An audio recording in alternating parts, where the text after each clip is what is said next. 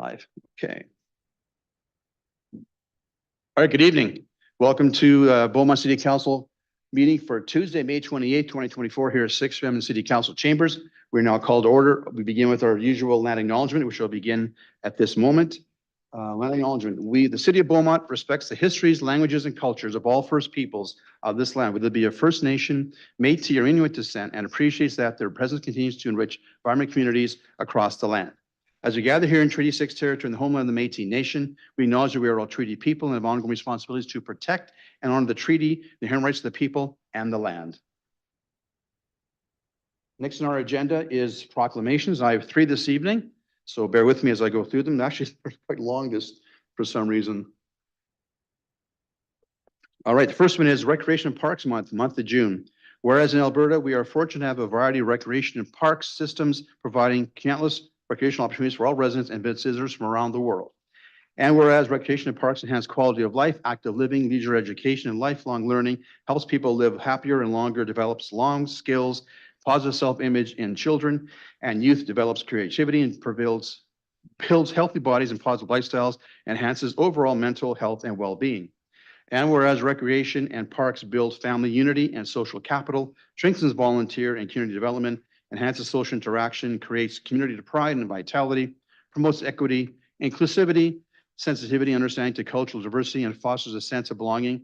And whereas recreation and parks can be used for therapy and rehabilitation of individuals experiencing illness, impairment, disability, and whereas the benefits provided by recreation and parks programs and services reduce healthcare and social service costs, serve to boost the economy, economic renewal, and sustainability, enhance property values, decrease vandalism, attract new business, and increase tourism and curb employee absenteeism.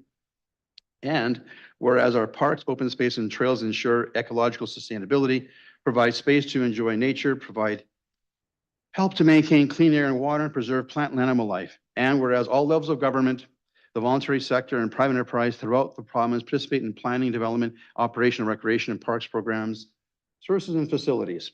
Now, therefore, be resolved that I, Mayor Bill Dowling, hereby proclaim June as Recreation and Parks Month, City of Beaumont, Alberta, dated 20th of May, 2024. That's the longest one I ever had, I think.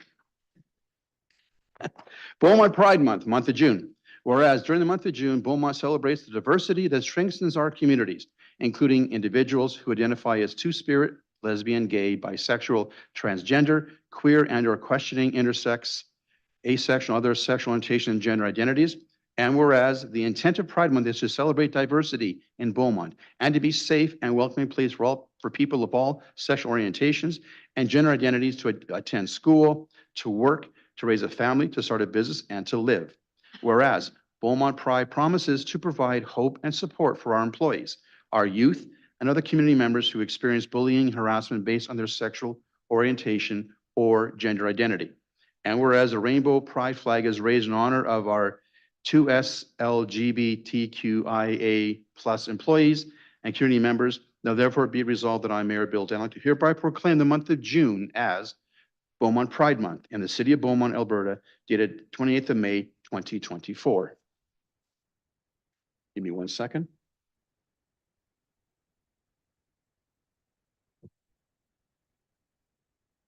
Seniors Week, June 3rd to 9th, 2024. Whereas seniors make a difference in our community from supporting families and friends to volunteering. And whereas the value seniors bring to a community is priceless as they hold our history, we have valuable memories and stories where we come from and experiences that we can look into the future. And whereas this year marks the 35th anniversary of Seniors Week in Alberta to honor the enormous contributions of seniors in the City of Beaumont as well as across the province. Now therefore be it resolved that I, Mayor Bill Dowling, hereby proclaim June 3rd to 9th, 2024 as Seniors Week in the City of Beaumont, Alberta, dated 28th of May, 2024. Next on our agenda is the adoption of the agenda. Madam Clerk, any changes to our agenda this evening? Thank you, Mayor. Administration has one amendment to the agenda. Addition of item 11.3 CAO priorities discussion, closed session pursuant to the Freedom of Information Protection of Privacy Act, Section 17 and 24. Thank you, Madam Clerk. Could you put the agenda on the screen? Or the motion to adopt the agenda. Member of Council willing to move the adoption of the agenda as presented? Councilman Newkirk, you have the floor. Thank you, Mayor. I'll move that the May 28th, 2024 council agenda be adopted with the following addition. Item 11.3, CAO priorities discussion, closed session pursuant to the Freedom of Information and Protection of Privacy Act, Section 16 and 20, or 17 and 24. Thank you. Thank you, Councillor. Discussion on the motion, members of council? Seeing none, council, would you please vote on the motion to adopt the agenda as amended? That carries unanimously. Thank you, council. Next on our agenda is open forum. Is there any open forum this evening, and members of the public here for open forum? I'm not aware of any, in case someone had come in I wasn't aware of. Seeing none, open forum, let's carry on. CEO Schwartz, would you take the floor for a moment, please? Sure, even though I didn't register to speak in the open forum. That was a glare I was looking for. Oh, I got you on that side now too. Okay, I'm confused. Thank you very much, Mayor and rest of council and those of the public. I'd like to take a second to introduce our new Deputy Chief Administrative Officer of Internal Services, Ms. Ollie Morrison. Ollie comes to us from RMA, spent about 10 years at RMA, where she was also the CFO of the Canoe Procurement, which is a national procurement system. So comes with her a lot of experience. Prior to that, she was with the City of Edmonton. She is on her second week. So if there are any very difficult financial or otherwise questions, feel free to ask hers. Everybody? Ollie Morrison. Welcome, Ollie. Well, welcome. Welcome to our little city here, and looking forward to working with you going forward into the future. The budget's only 4 or 5 months away, so I know we've got budget already on your mind already, so welcome to a budget process a few months away. Thank you for coming. Appreciate that. Welcome. All right, next on our agenda is the consent agenda. Madam Clerk, would you please put the consent agenda on the screen? And I'll ask council if anybody from council wishes to take something off the consent agenda once it's on the screen.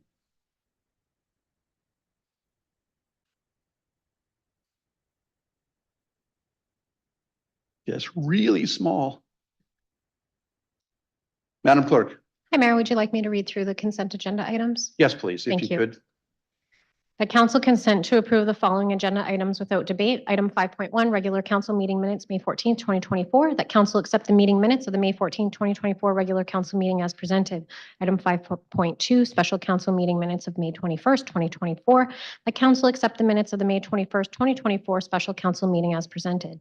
Item 7.2, section 347, request to waive property tax late payment fees, roll 009840. That the request for waiving fees for property tax penalties in the amount of $217.65 pertaining to roll 009840 be denied. 7.3, Council Policy C28, Automated Traffic Enforcement Policy. The Council Policy C28, Automated Traffic Enforcement Policy, as set out in Attachment 1 of the May 28, 2024 report, be approved. Item 7.4, Protective Services Semi-Annual Report. That the May 28, 2024 report, Protective Services Semi-Annual Report, be received as information. Item 7.6, Cricket Practice Pitch Project Update. That the May 28, 2024 report, Cricket Practice Pitch Project Update, be received as information. Item 7.7, 46th Avenue Redesign and Construction Project. That the May 28, 2024 report for 46th Avenue Redesign and Construction Project be received for information. Item 7.8, letter of support for the Beaumont Curling Club. That the mayor on behalf of council sign a letter of support to the Beaumont Curling Club's bid to host the Grand Slam of Curling event. Item 7.9, letter of support for the Scoop the Poop event. That the mayor on behalf of council sign the letter of support for the Scoop the Poop event. Item 11.1, appointment of public members for the Youth Advisory Committee. That the appointments as set out in the May 28, 2024 report, appointment of public member Youth Advisory Committee, be approved, and that the report remain private pursuant to the Freedom of Information Protection of Privacy Act, Section 17 and 29. Item 11.2, the Regional Initiatives Update. That the May 28, 2024 report, Regional Initiatives Update report, be received for information, and that the report remain private pursuant to the Freedom of Information Protection and Privacy Act, Section 21. Thank you, Madam Clerk. With that, I'll turn the floor down to Councilor Telebas, followed by Councilor McCoy-Swain, followed by Councilor Penrod. Councilor Telebas. Perfect. Thank you, Mayor. I just asked that 7.3 be removed from the consent agenda. Thank you. 7.3. Okay. Thank you. Councilor McCoy-Swain, you have the floor. I'll please ask that 7.6, the cricket practice pitch project update, be removed, please. Thank you, Councilor. Counselor Penrod, you have the floor. Thank you, Mayor. I'd like to have 7.7, item 7.7 removed from the consent agenda, please. Thank you, Counselor. Thank you. Appreciate that. Are there any further members of council wishing to make any changes to the consent agenda? So to be clear, we have requested 7.3, 7.6, and 7.7 be deleted from the consent agenda. Madam Clerk, could you please adjust the motion accordingly? Let me know when it's ready. Thank you. Appreciate that. Member of council willing to move the consent agenda as amended? Counselor Penrod. Thank you, Mayor Daniluk. You don't need to read the whole thing. Just make the motion, please. I'd like to move that we approve the consent agenda as amended. Perfect. Thank you, Counselor. Discussion on the motion, members of council, on the amended consent agenda. See no discussion. Council, please vote on the amended consent agenda, please. That carries unanimously. Thank you, council. All right, we will move into our next agenda item, which is 6.1, Beaumont Library Board update. Ms. Winton. I see you're not alone today, so I'll just get the mic on for you here. It is on now, and please begin when you're ready. Introduce yourselves, first of all, for the record, please, and then begin your presentation when you're ready. Hi, I'm Laura Winton. I'm the director of the Beaumont Public Library. I'm Marika McIntyre. I'm the vice chair of the Beaumont Public Library. So first, we'd like to say hello and thank you for having us, members of council, Mayor Daniluk. We appreciate the opportunity to come in and update you today on what we have been doing so far in 2024. And we would like to take a few minutes to also talk about what we have coming up for the second half of the year. So, thanks, Laura. Before we, is it working? Can we do next slide? I'm not sure where I should be pointing, so I could be doing it wrong. Okay, that's good. So before we dive into the work that we're doing, I just want to take a moment to highlight our vision and our mission.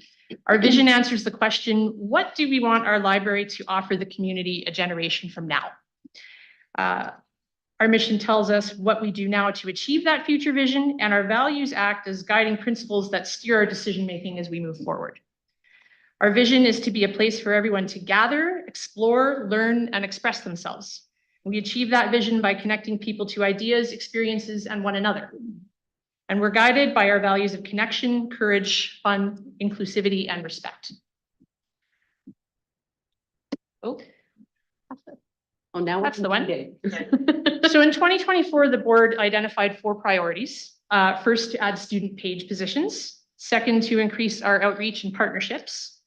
Third, to add a brand new service, 500-item video game collection.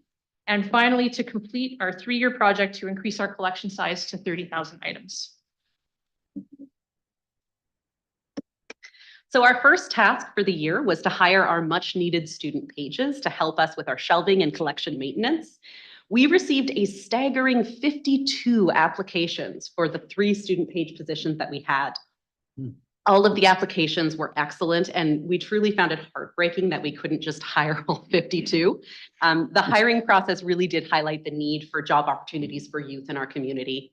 We have hired 3 incredible young people, Suha, Colby, and Bridget. Their work has freed up much needed staff time to engage in collection projects, program development and design, and most importantly, community partnership work. So on our slide here, we have Colby hard at work shelving our most borrowed collection, our picture book collection. Since our deputy director started in November of last year, we've been focused on increasing our network to ensure that we're able to take advantage of partnership opportunities when they arise and that we can identify areas and communities that require outreach services. We've been meeting with community organizations, city departments, and local businesses with the initial goal of building strong relationships. As I know all of you know, community relationship building takes time, it takes commitment, and it really takes a genuine interest in the needs of all those other organizations. So we are taking the time required to build bonds and trust in the community, and the added staff and student pages have gone a long way toward ensuring that we're able to commit the required time to do that work. We are excited about some upcoming partnerships that have already come out of these relationships. The first will start in July. We're planning to launch a seed library in partnership with the Beaumont and District Agricultural Society. A seed library collects and stores seeds and shares them with members of the community. The library will house the seed library, and Badass will provide the expertise to maintain it. We were initially approached by Badass with this idea in the spring of 2023, but we just didn't have the staff time to make it happen. So I'm so excited that we're able to move forward with this project in 2024. We've built closer relationships with the City of Beaumont Recreation and Events, which has allowed us to coordinate summer schedules better so that we aren't overlapping any of our programming offerings. We're also excited to partner with the city on a joint weekly park program that will run from July to August. And I just want to give a big thank you and shout out to Paul Suter, who is somewhere behind me, I think. He has been a wonderful support to the library. He's always eager to work with us and coordinate activities, and I've really appreciated his willingness to meet with us regularly to make sure we're coordinating well. We have renewed a pre-pandemic partnership that we had with Chateau Vitaline starting in June. So our programmers run a monthly program there with the residents, and we also leave behind a collection of library materials to ensure easy access to quality items of interest to those residents who might not be able to come to the library on their own. And finally, we've had some productive discussions with staff at the Chantal Berube Youth Center, and we have some great ideas for partnered events that we're hoping will get underway in the fall. We also attended our first Youth Advisory Council meeting, and we were just so inspired by the exceptional, engaged young people volunteering their time there. We're eager to find ways to serve our youth, and we're staying closely connected with CBYC and the Youth Council. And this is another place where Paul has been really instrumental in making sure that we're connected with the efforts that they're doing around youth.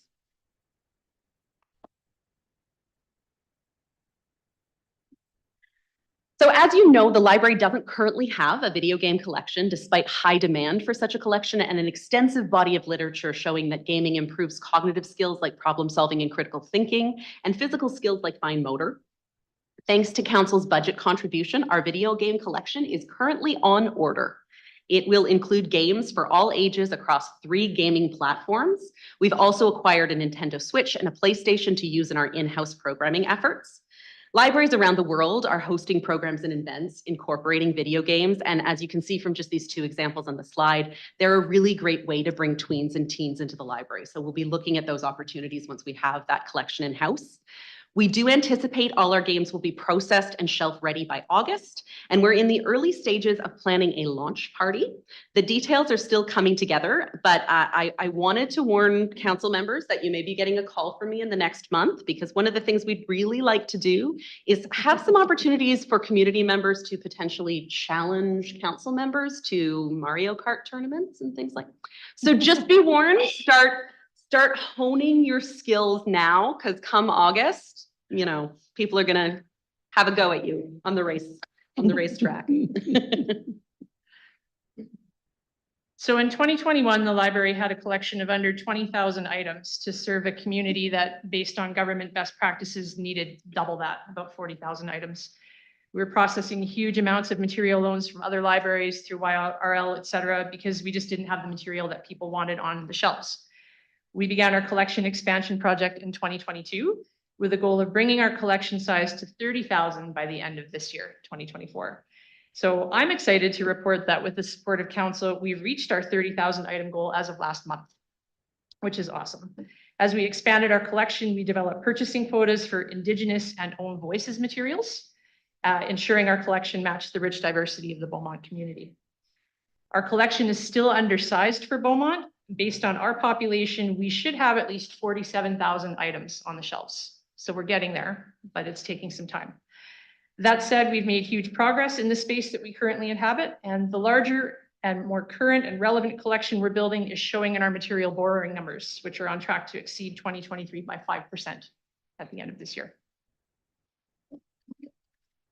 And we want to share one last highlight from the first half of the year, and I think some of you may recognize this. Our 20th anniversary building celebration was a huge success. We had over 200 people attend the concert with Peter Puffin. Some people joined us from surrounding communities. I can tell you, I had some people come and tell me that they actually drove all the way from Spruce Grove to come and see Peter Puffin. So I had no idea his fan base was that large, but that was great to see.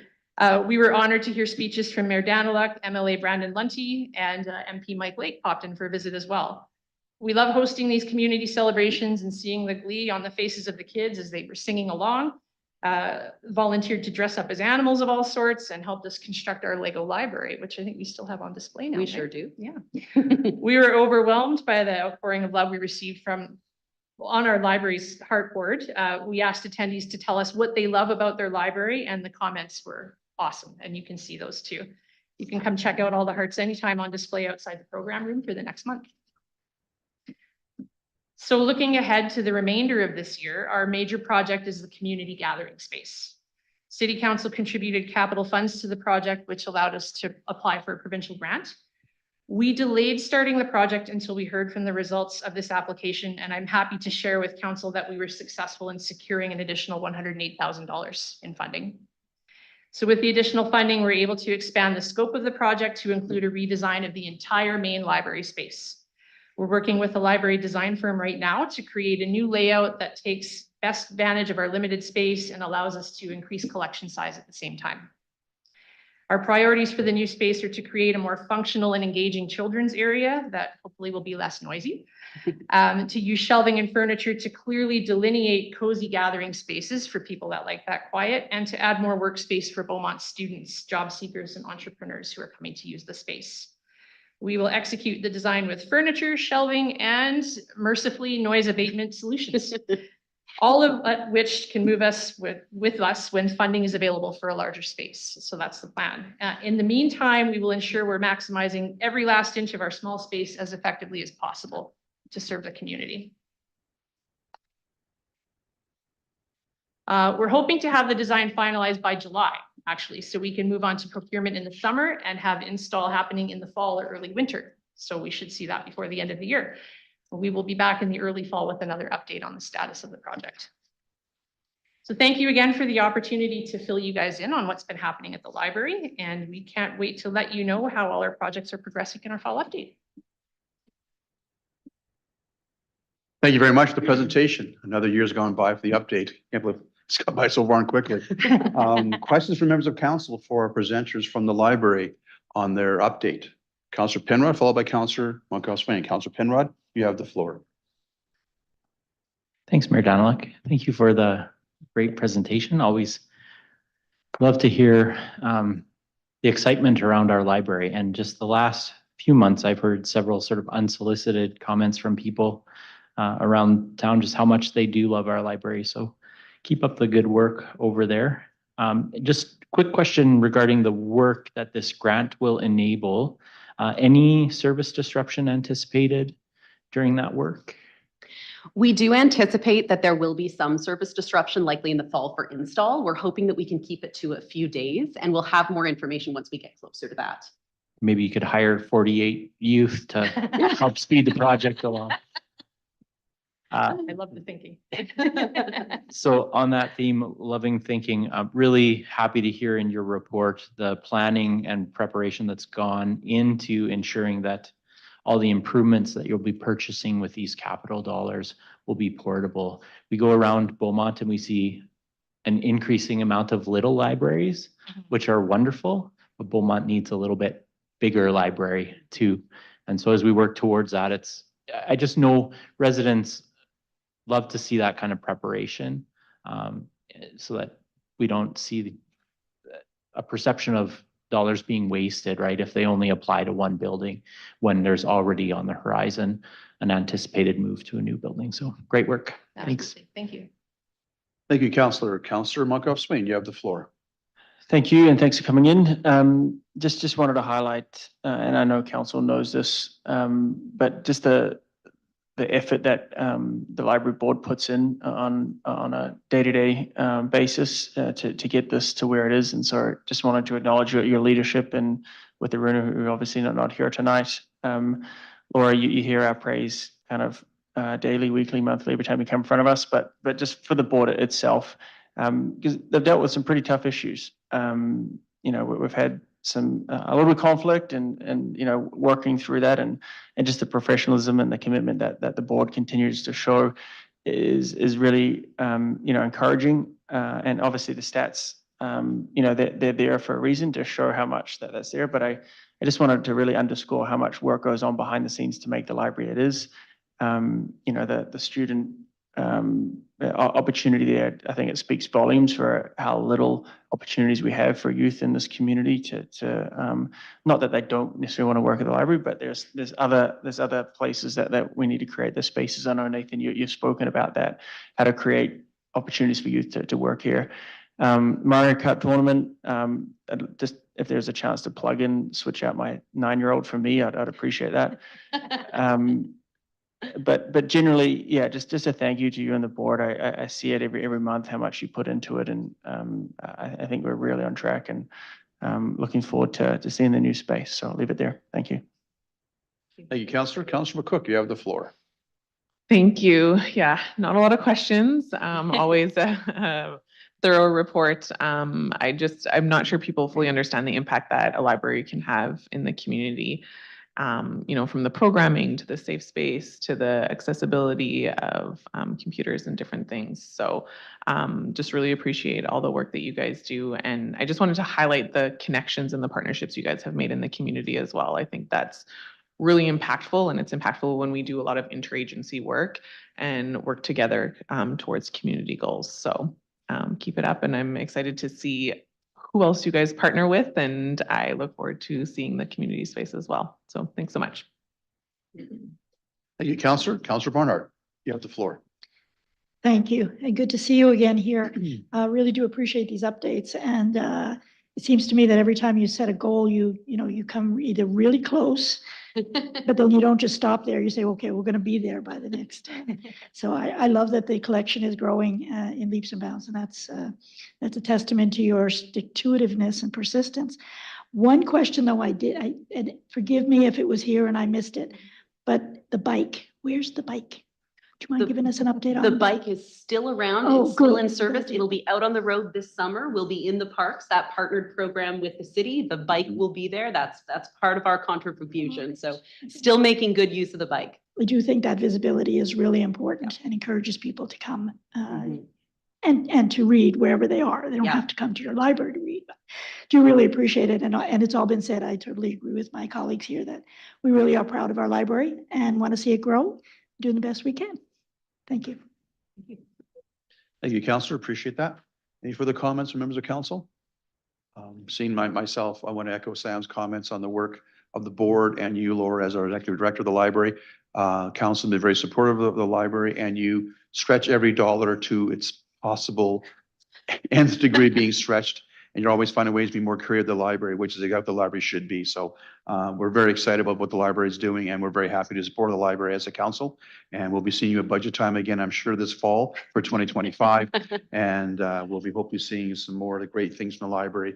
The contest in August sounds very intriguing, so we'll see how that goes. I'm looking forward to seeing if we can make that work for us. It'll be a lot of fun with the kids. And the celebration we had for 20 years was incredibly well done, well attended. And I'm so blown away the fact that most people don't realize that, but in Beaumont, 48% of people in Beaumont have a library card. I would never have guessed that until I heard that stat. 46. Was it 46? Well, that was 48. I just lost 2%. 46% of households. Okay, there you go. So yeah, that's pretty exciting membership. So that definitely goes to the value of our library and how well it's being used. And I see it every day, being here at City Hall every day. So again, thank you for coming and seeing us, and we'll see you at budget time, I'm sure, for part of the annual presentation at budget time. Thank you for coming in. Thanks so much. All right, council, next on our agenda is item 7.1, registration for city programs. Ms. Cuthbert, I believe you're presenting this evening. Your mic is on. Whenever you're ready to begin, please. Excellent. Good evening, Your Worship and members of council. I'm Amanda Cuthbert, Manager of Recreation and Culture. This evening, I report for you on city program registration. Since 2020, the city has offered biannual registration and has encountered several issues affecting the experience. Challenges include capacity constraints, payment delays, users being redirected during payments, and instances of double charges. These issues, compounded by high demand, have led to user frustration. To address these challenges and enhance our user experience, we propose implementing incremental changes to increase registration opportunities. For fall registration, we will be transitioning to seasonal registration to streamline the process and reduce strain on our system. Registration would occur 4 times per year. By aligning registration with seasonal activities, we aim to offer better program options. The activity guide will follow the seasonal registration. 4 guides will be produced per year. Users can expect clarity and alignment between the registration periods and program offerings. We will be implementing web queue application. This feature will control the number of registrations and put the citizens in a waiting room until the server has capacity. This will address issues such as users being kicked out of their payment portal and minimizing instances of double payments. The waiting room will visually display users' positions in the queue, enhancing the transparency and reduce frustration. By adopting these measures, we aim to enhance the overall registration experience and mitigate common pain points. We believe that this approach will lead to smoother operations and increased satisfaction amongst users. Implications of these changes, we believe that there will be an improved online registration process. Implementing a waiting room feature will facilitate smoother transactions and address issues such as web server delays, payment delays, and double charges. Transitioning to 4 registrations per year aligned with 4 activity guides will minimize confusion among the public when registering 4 programs. Costs associated with these changes. The activity guide, we recently switched to a different publication provider for the activity guide, and releasing 4 guides has no additional cost. Web queue application, this cost associated with upgrading the web server will be absorbed with the annual operating budget. Additional staff will be required to facilitate the additional registration periods. The projected cost for guest services staffing will be for 2024, just over $3,000, and for 2025, just over $12,000. We all are exploring some other opportunities as well. Waitlist management, increasing time periods for registrants to confirm their spots up to 24 hours, opposed to the 12 hours that it currently has been. Monitoring fill rates to optimize program availability. We will look at expanding resident registration to more than 2 days. This option will be evaluated probably later in 2025 to ensure manageable and effective changes. This will provide us 3 registration sessions for assessment before any further adjustments. We don't want to make a lot of changes immediately, but all options that were brought to us, we will be evaluating after each registration session to find improvements. We do hope we will see an immediate improvement with the changes scheduled for fall. There's always some risk and factors not within our control. We have seen some outages previously with our payment provider and our internet provider. We will begin communicating for registration earlier this year than normal, to inform the citizens of the changes to fall registration. And I am happy to take any questions. Thank you, Ms. Cuthbert. Appreciate that. With that, open the floor to questions, members of council. Councilman McCuff-Swain, followed by Councilman Cook. Councilman McCuff-Swain, you have the floor. Thanks, Mr. Mayor. Thanks for the update report. Maybe I'll preface my comments by saying that the reason why we're here is just because we don't have the space, right? We don't have enough. Our pool's not big enough to accommodate some swimming lessons. We don't have enough space to accommodate all the other community programming. So I'll start there. But I guess the challenge and the frustration that I've had is every time we've had an issue, we bring it up, administration brings back a fix, and then we go in, we hope, and then we get a million calls because it doesn't work. So I guess the tough question up front, how is it different this time than previous times? Yeah, through your worship to Councillor McCuff-Swain, we've been working with our IT department, with our CAT department. So we tasked them to help us kind of push through solutions. So with the web queue application, that's where we'll see that there should be some help there. So it'll take the pressure right off the web server itself. So I think when the web server would get so busy that's when people would get kicked out, when they would lose their spot in line, things like that. So essentially this waiting room, when you register, you will go into this waiting room and you will have your turn in the queue. So when it is your turn, then you will be able to go onto the web server and then you will be able to register for your courses. So that should help the capacity of the software system, because we know that is one of the major problem is that part. And I recognize you don't work in a IT CAD department, but you're here in front of me. So maybe just help me understand that. So when I go to log in, I'm going to be put into a queue, and then depending on where that queue is, and then I'm going to be able to click on we use swimming lessons as the example. And so is the issue with the software and the software provider, or is it with Beaumont?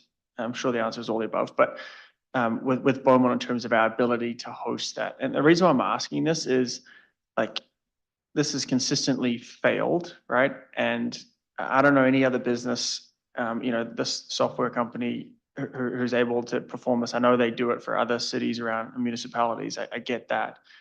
But it's failed time and time and time again, and yet we continue to reward them by continuing to pay them. So I don't understand how we continue to do this with this company. So we've obviously evaluated that. So how do we, what's the disconnect there?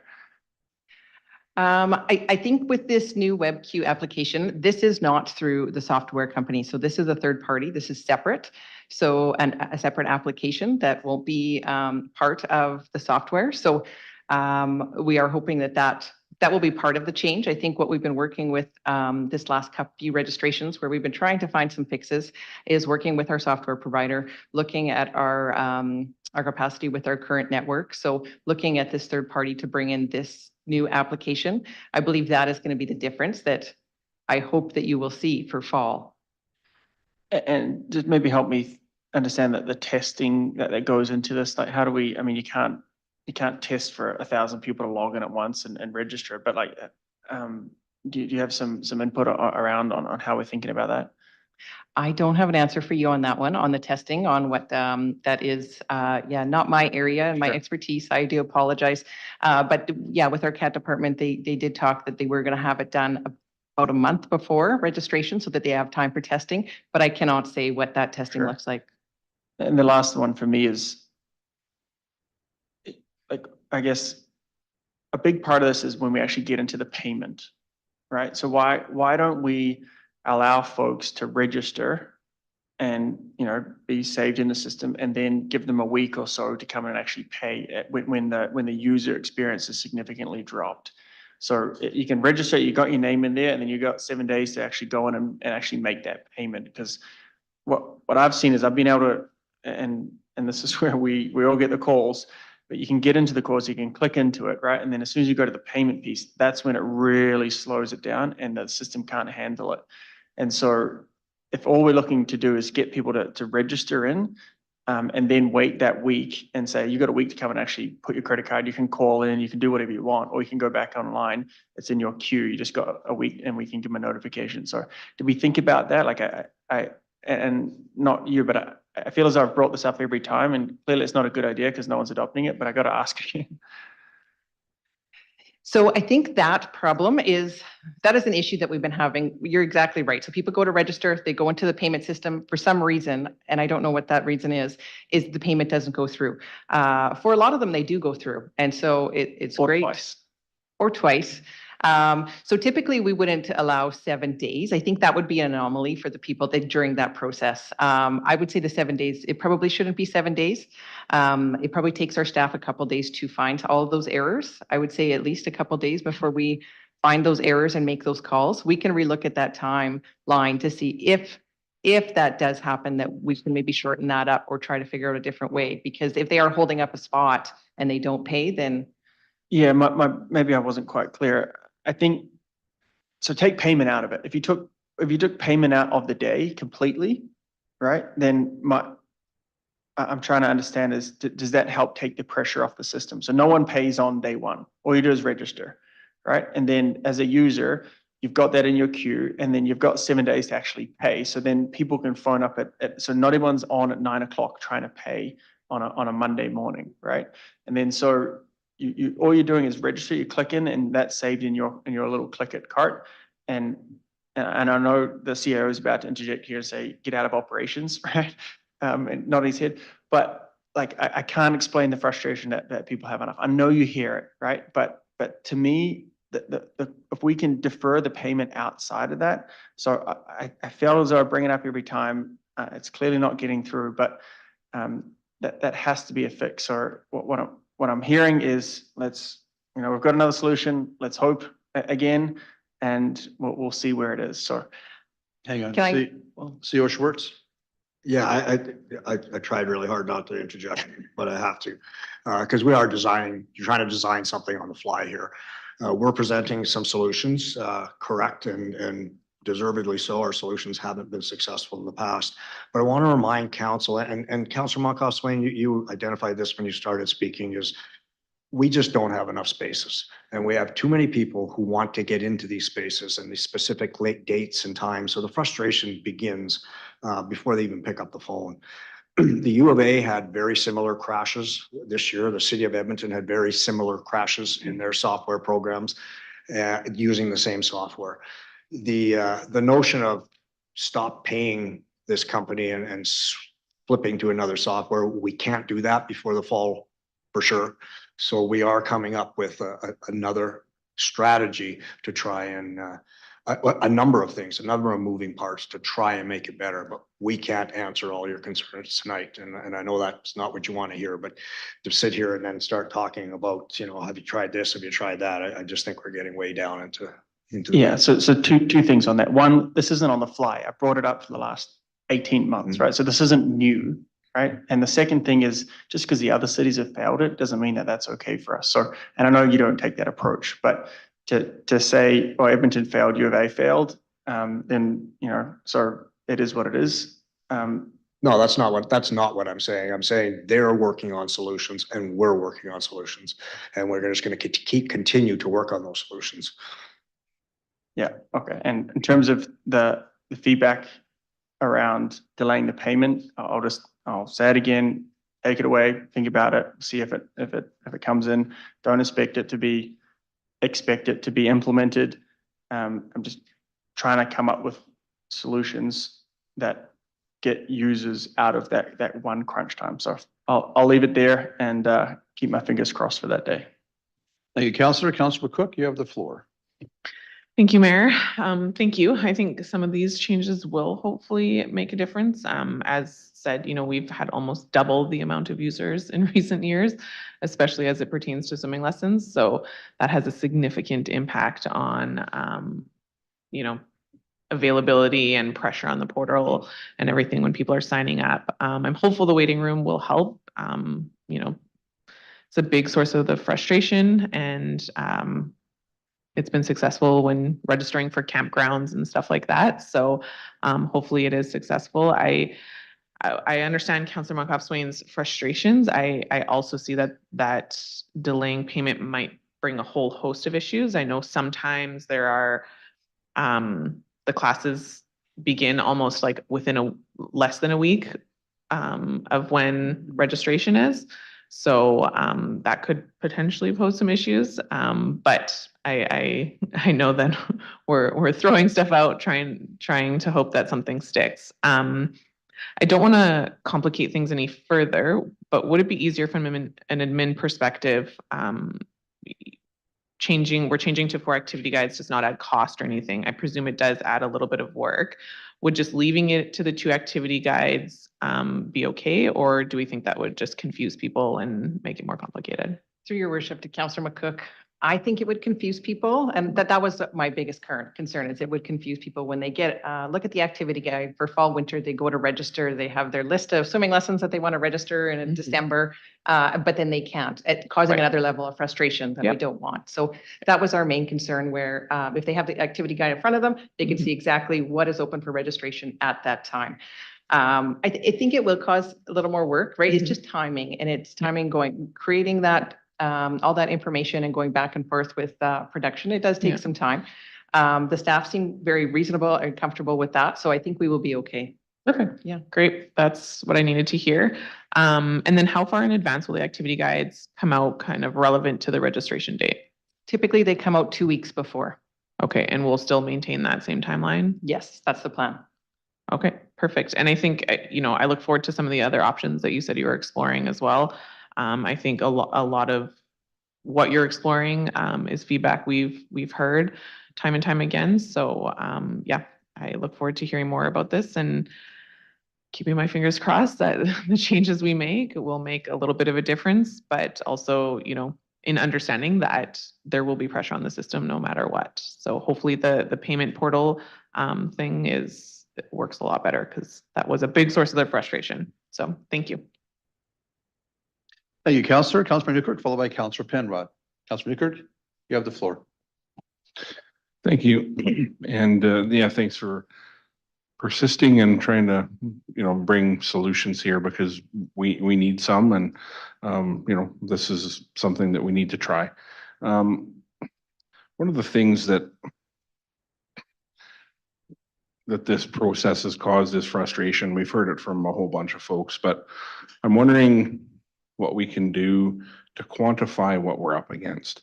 Because we have a story to tell here, and the story to tell, as far as I can see it, is the first handful or 2 or 3 levels of swimming lessons are locking up the system, is what's happening.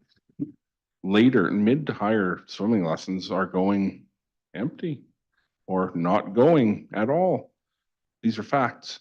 So I think one of the things I'm going to explore, and I'll work with Ledge Services on this, is whether we go a notice of motion or a counselor inquiry route on putting some data to what we're up against here, right? Because if we find out that 2, 3, or 4 levels of this swimming lessons is what's destroying the whole system, why don't we just pull those out and let the rest of everything be okay, right? So anyways, not getting in the weeds. I'm not going to do that, but what I am going to do is figure out a way to get some data visible to everybody in the community, visible in this room, so we can see that the thing causing the problems, and I might be completely off base here, but I bet you I'm not wrong, is that the first handful of swimming lessons are locking up the entire system. So the community, I think, needs that context, and I think we should put that forward. So I will work with Ledge Services in the background to figure out if that's a notice of motion or counselor inquiry. So thank you. Thank you, Counselor. Appreciate that. Counselor Penrod, you have the floor. Thank you, Mayor Daniluk. Bear with me a second. My eScribe service just crashed on me. My question queued up. So what I wanted to clarify was I always appreciate in these reports the risk analysis piece that is done. But it was unclear the meaning in your risk analysis piece. So page 16 out of 135, if you're looking at the PDF agenda of tonight's meeting. It's the last sentence that's problematic for me. Additionally, there's a risk associated with program demand and 50% less programs available in the fall. Can you just elaborate on that, please? Yes, of course. With us moving to seasonal registration, instead of having programs available for 6 months, we'll only have them available for that 1 quarter for that season. So on paper, it is going to look like there's 50% of what was available last fall. So it's not that we're doing less swimming lessons, it's just what's available will be less. I think it will be positive in the long run because you will be able to register in fall, in winter, in spring. So there's not less swimming lessons, there's just less that you can register at that time. At one time. Thank you. That's a helpful clarification because I'm hearing, and I know others have heard too, that one of the frustrations with the former model, glad to see that we're moving in this direction, is having to kind of guess, is my child going to pass this swimming lesson or not, right? And trying to anticipate what I need to register for 3 or 4 months out and how that's going to fit with everybody's schedules and things like that. So I think this is a really positive step. I too will be waiting on the next registration day, eagerly anticipating and hoping that it goes smoother. Also just wanted to give you the feedback. Happy to hear that we're using a new provider for the activity guide publication. The former always looked good, but it left a lot to be desired with usability, I found in my personal experience. And I wonder if there's, I'll leave it there. Just wanted to give that feedback. Thank you. Thank you, Counselor. Appreciate that. Any further questions for our presenter on the topic? Seeing none, Ms. Cuthbert, thank you for coming in. I do appreciate the information. Looking for a motion to accept the report as information. Madam Clerk, put the motion on the screen if you could, please.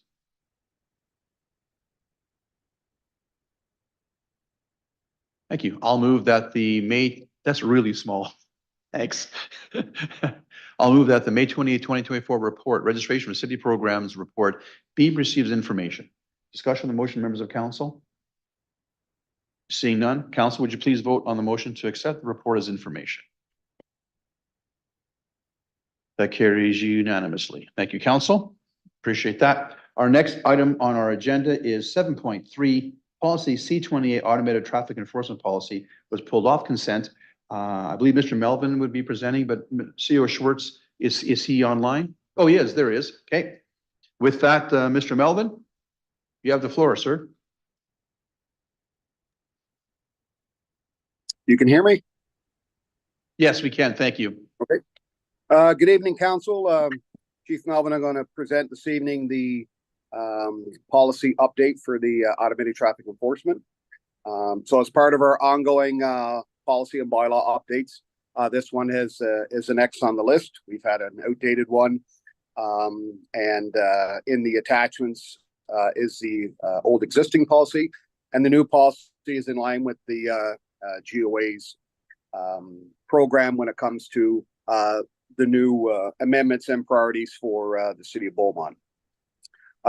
So if there is questions on it, I'm available to answer any. But really, this is just a update and modernization of from an old policy update to the new one.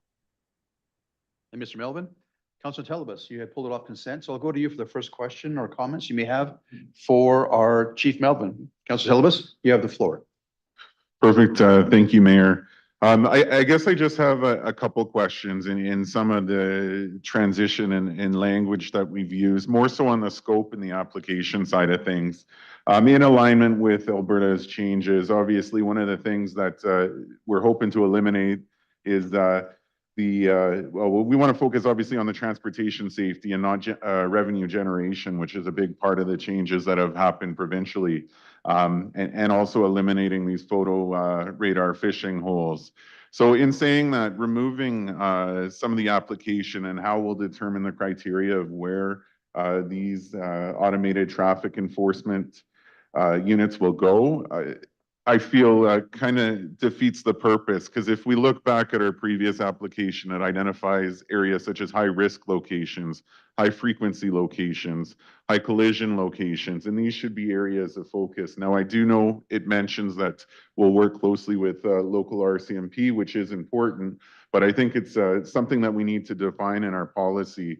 And I'll just relate to some concerns that I have with our previous program, more so on the California rolling stops.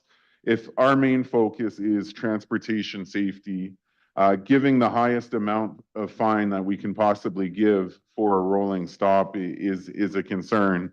And I feel like if we don't identify the criteria as to how we're going to be placing these units, we're going to be in a scenario where we have one of these units sitting at the stop sign issuing these $405 fines. Yeah, so I'm just asking that we clearly define that.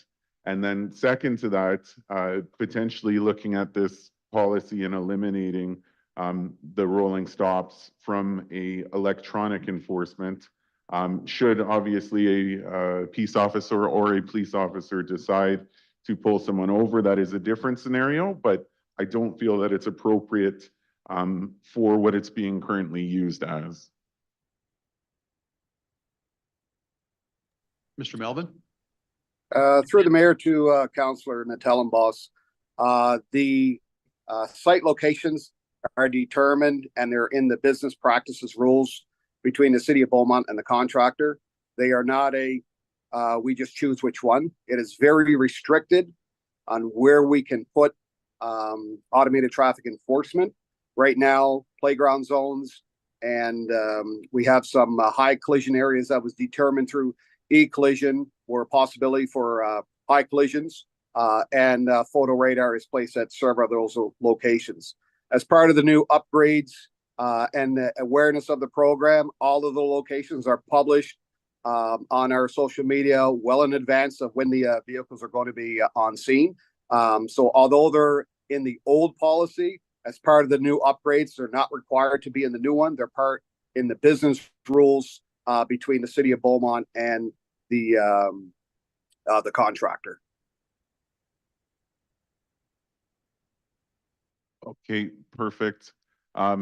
So I guess I just have another question then. Just looking back to the meeting, which would have been December 20th, 2022. I'm just curious if we're using the same contractor, Conduit Business Services, that we had an agreement with until 2025. Would that be the same contractor that we would be using?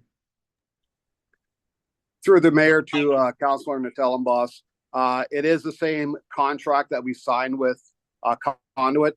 Conduit has been bought out by an existing another company, so there's a name change there. But the business rules are presently have all been updated with the new contractor, approved by the GOA, and we're just waiting for the updated policy to proceed with.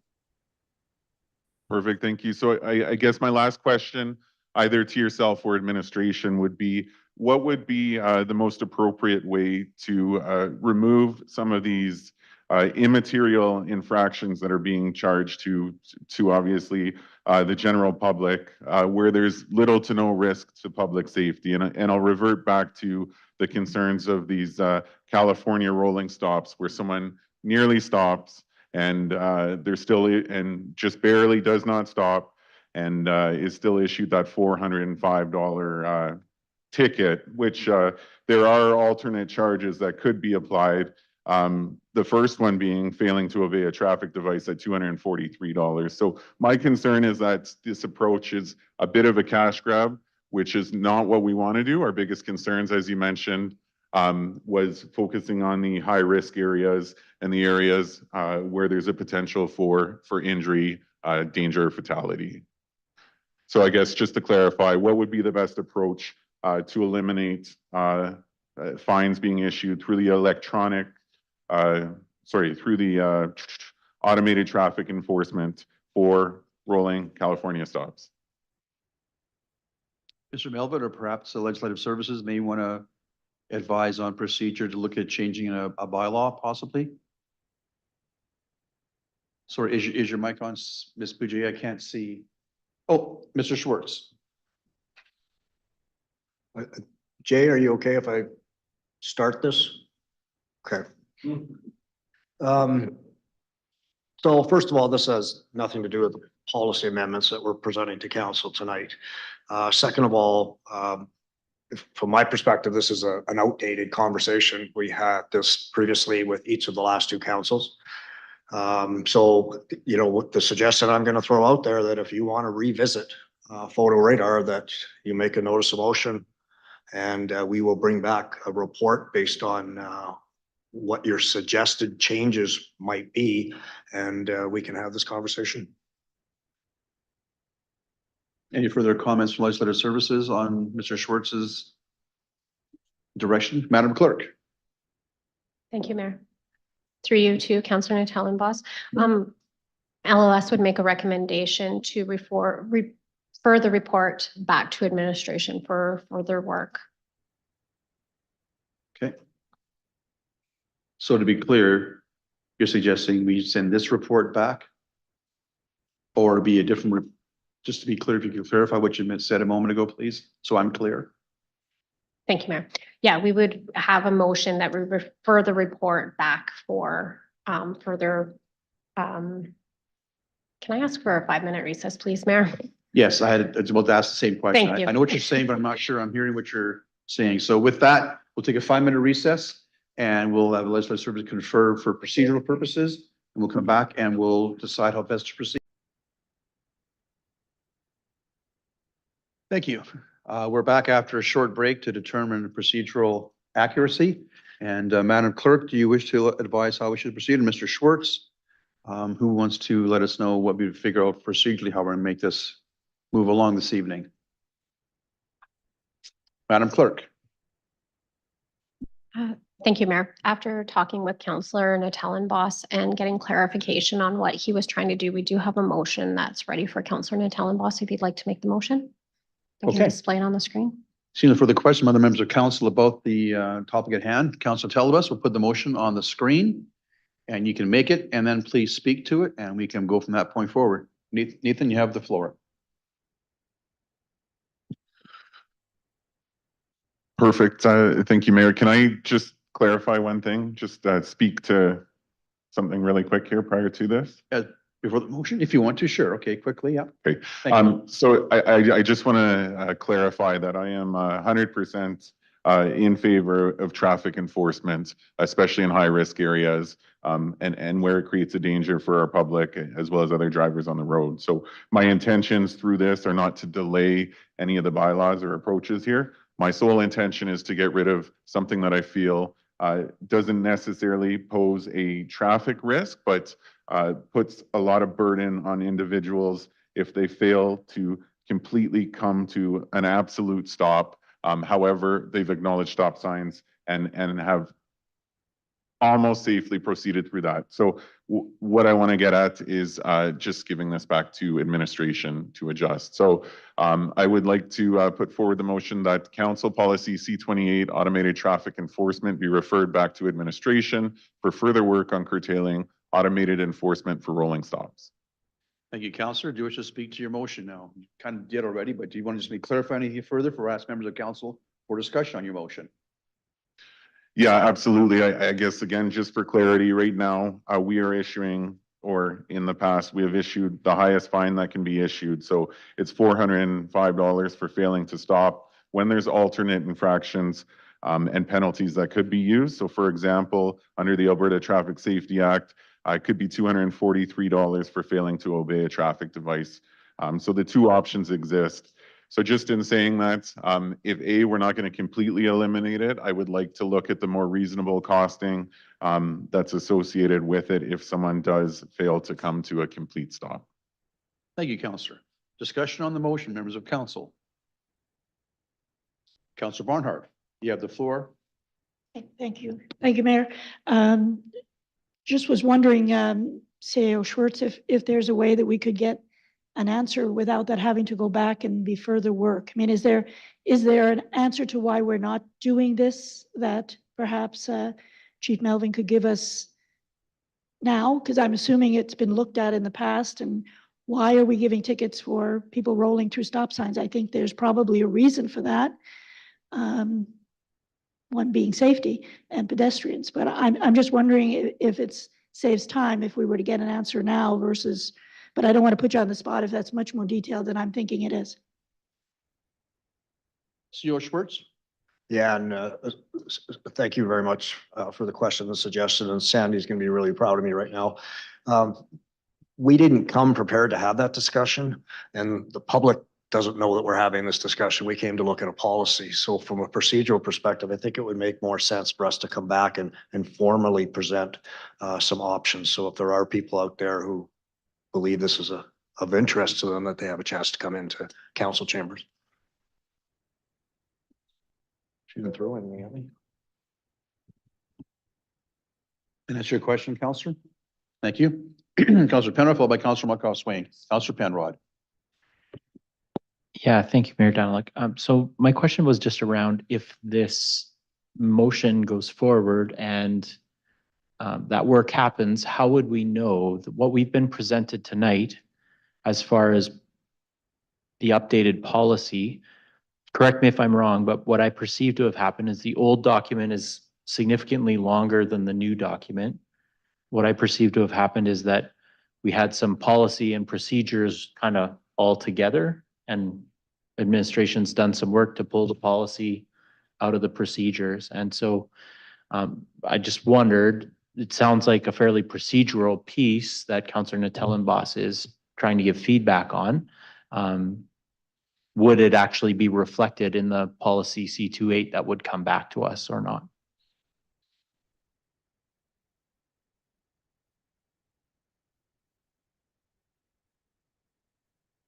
Mr. Melvin, you want to take a crack at that question possibly, or? I think you're still muted.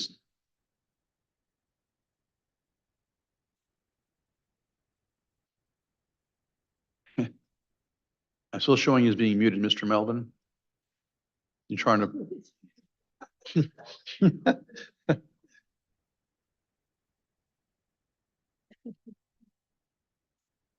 you a second there.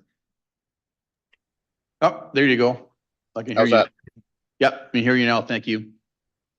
For the mayor to Councillor Penrod, what you're talking about is within the procedures between the contractor and ourselves.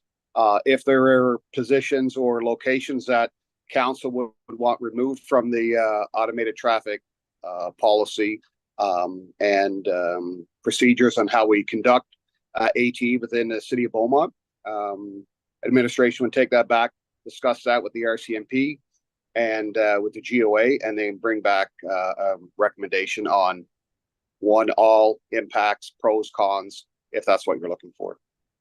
But the procedures are not part of the policy. Councilor Penrod? Yeah, thank you. That clarifies it. And just to reiterate, what we have before us tonight has already been approved and recommended by administration, but also in partnership with the RCMP and signed off on or vetted by the province. Is that correct? Through the mayor to Councillor Penrod, the province has signed off on the original document, of course. As part of our review over the last 6 months, we've had to review all of our locations and get them approved by the GOA and in consult with the RCMP. So the last piece that we need right now to continue moving forward is an updated policy approved by council, saying that we're going to adhere to all of the new restrictions and approaches that the GOA has on ATE. Thank you. CEO Schwartz, you want to add to the conversation right now, please? Yeah, just quickly, the alternate process that we were talking about and suggested is that council could approve this policy. And then a subsequent motion can be made to bring back some information on the rolling stop. So the policy goes in place. The conversation that Councillor Natellenboss and I had at the break was that, we're not using we're not using ATE at the moment. So it could buy us some time. So it's 6 of one, half dozen of the other. You can approve this policy with a subsequent motion to bring back information on the rolling stops, and then we would amend the procedures. Okay, so having said that, before I go to my next speaker, on this procedurally speaking, this motion is already on the floor. This motion have to be withdrawn. Then we vote on the report and then bring this motion back to vote afterwards. Is that how we do that procedurally speaking? Because this motion is on the floor already. Madam Clerk, did it make sure I'm following procedures best I can, or? Sure. Thank you, Mayor. Yeah, the motion on the floor currently is with regards to referring the policy back to administration and not approving the policy this evening. Right. Council has two options to either go ahead and move forward with this one that's currently on the floor to see if it's carried unanimously or if it's defeated. If it's defeated, then we would go back to the council policy on whether or not we'd be approving that this evening or not. Okay. Or so- this motion could be withdrawn.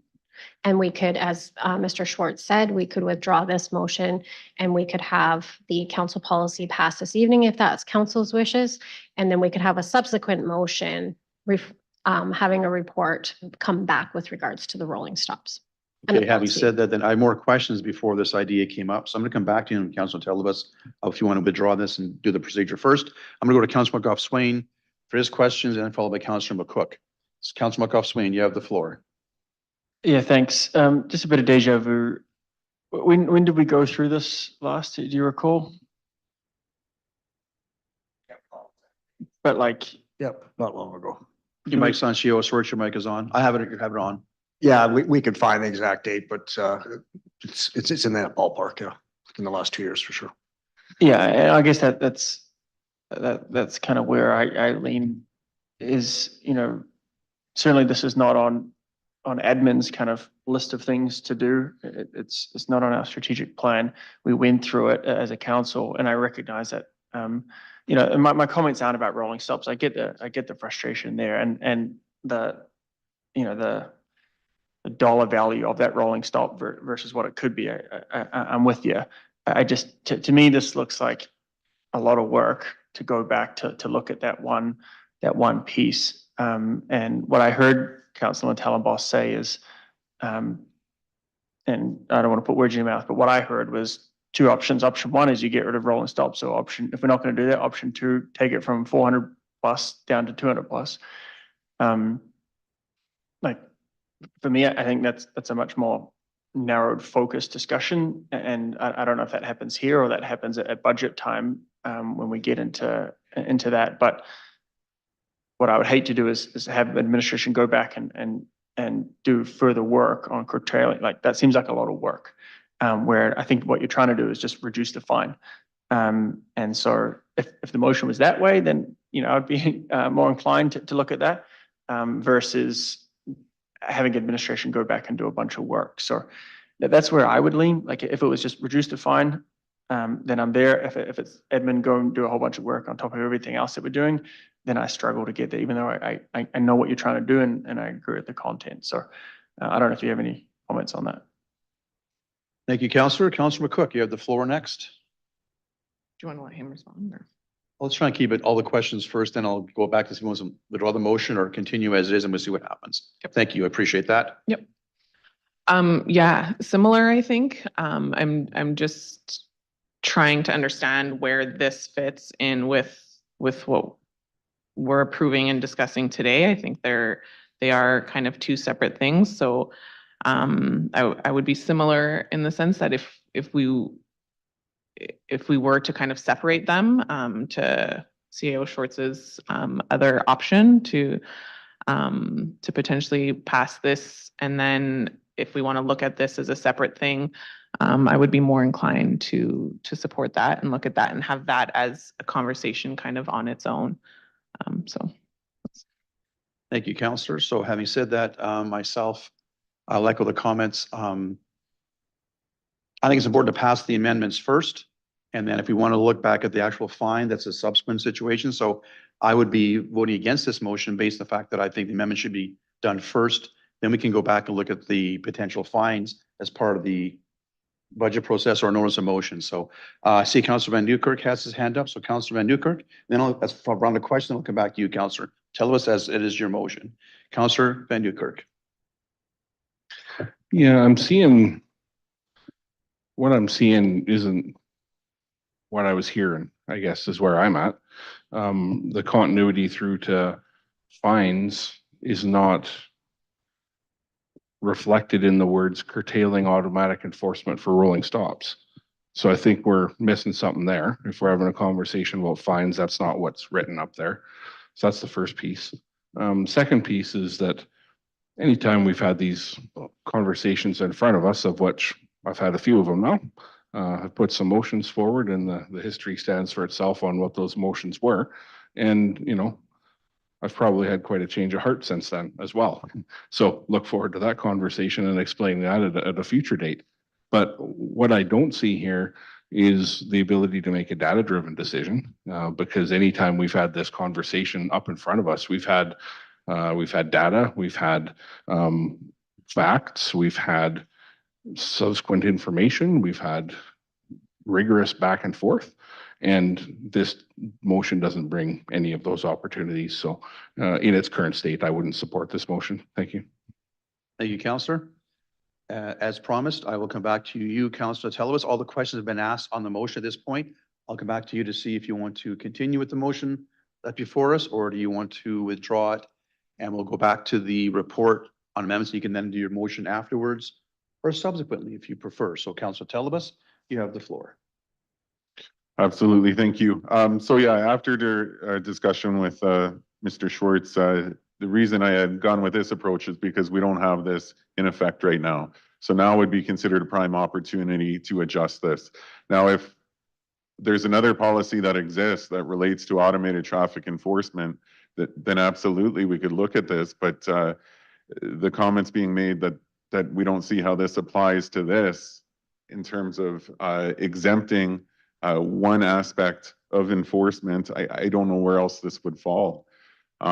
So again, I'm a huge supporter of traffic enforcement, especially the one-on-one with the officers, 100%. We want to make sure our community is safe. We want to make sure our kids are protected.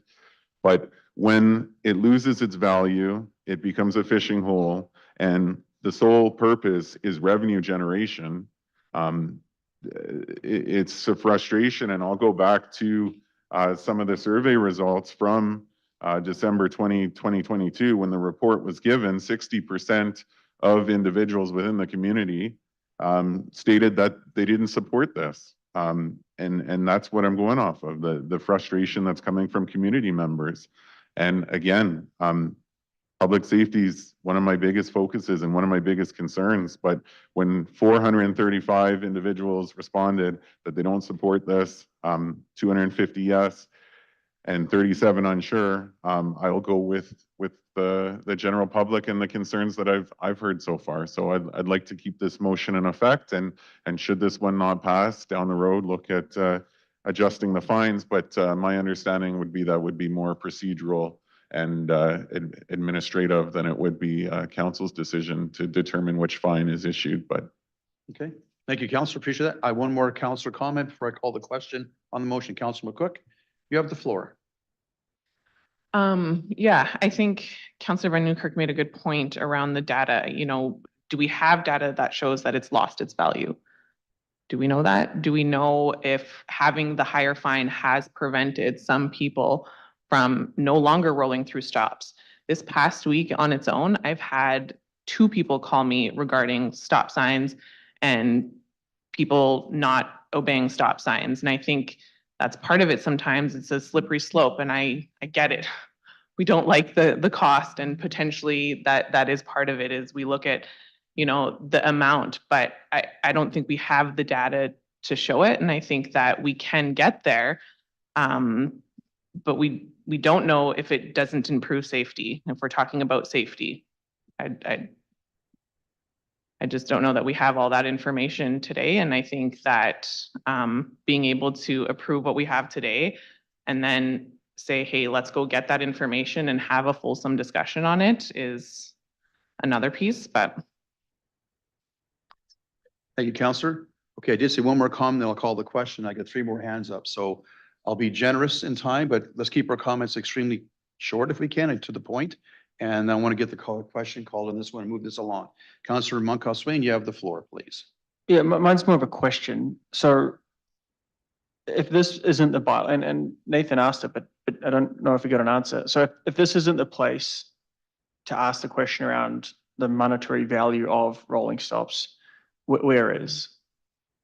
Is there a separate fine? Like, is that, I don't know if that was our job, that's your job. Like, where would we have that discussion if it's not here?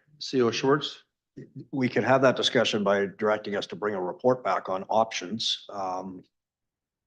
I couldn't tell you if we have any authority on those fines. Those are typically set by the Solicitor General, and the ability for us to change them is probably very limited. And, you know, that's just a realization I'm starting to make as we're following this conversation. And that's kind of where I'm trying to get to. So I'll stop there for all the reasons that have been shared. I understand the conversation, but that motion, I think, creates work. We've had this conversation before. And if there is another way to figure out the dollars and come up with a different motion, but unfortunately, I'll be voting against that for those reasons. Thank you, Councillor. Councillor Newkirk, followed by Councillor Barnhart. Councillor Newkirk, you have the floor. Yeah, I guess what I'll reiterate is that the motion doesn't include data, doesn't include the ability to look at trends, doesn't look at any intersection by intersection over time. We've had data from around the entire municipality to show where the speeding zones are with, with speed sensors. We've had that. We've had, just maybe some hand data about which intersections are, the tougher intersections for, stop signs to be, that are actually stop suggestions. And because it's real, you don't have to watch intersections very long to see people blatantly rolling through stop signs in the community. So those are the facts. But, without some data to drive this decision, this is a tough motion to support. So thank you. Thank you, Councillor. Councillor Barnhart, wrap up, then I'll call the question. Thank you, Mayor, and I'll be brief. I can't support this motion the way it's currently written. I understand the intent and look forward to the discussion of whether or not we can, the pros and cons about changing the fines. My understanding is the province has pretty much taken a heavy hand here in terms of setting the rules of how ATE is used in the province. And our policy has council where council should be at the policy level, not at the detail level of procedures. So I can't support this motion the way it's currently written.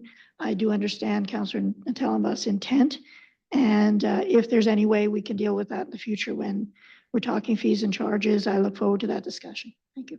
Thank you. Councillor Tellerose, I see your hand is up. So a very, very brief comment before I call the question. Councillor Tellerose. Absolutely. Yeah. So I guess a couple things for clarity. One is, yes, these are set provincially in terms of the fines, but there are 2 fines that can be issued. Second to that, also within our municipal bylaws in the Traffic Safety Act, we also have fines set. We set ours at 300 for failing to abide by a traffic device there. So, failing to obey a traffic device. So we can actually set our own amount there. In saying that, I'm not going to get the support that I want, so I can withdraw this. But second to that, I guess I would just ask then for a report, including some of the information relating to incidents that have occurred as a result of failing to stop. We'll have to do those, have you So I will withdraw it because I don't have the officially, support. and then we have another motion. We can wordsmith during the break. You won't have a subsequent motion afterwards. So you're withdrawing the motion? Yeah. Thank you, Counselor. I appreciate that. That puts us back to our original report. And with that, I will make the motion on the report itself, and we can have the discussion before we go to a break here. So Madam Clerk, you put the recommendation and a motion on the screen, please, which I'll make, and I'll ask for discussion from members of council.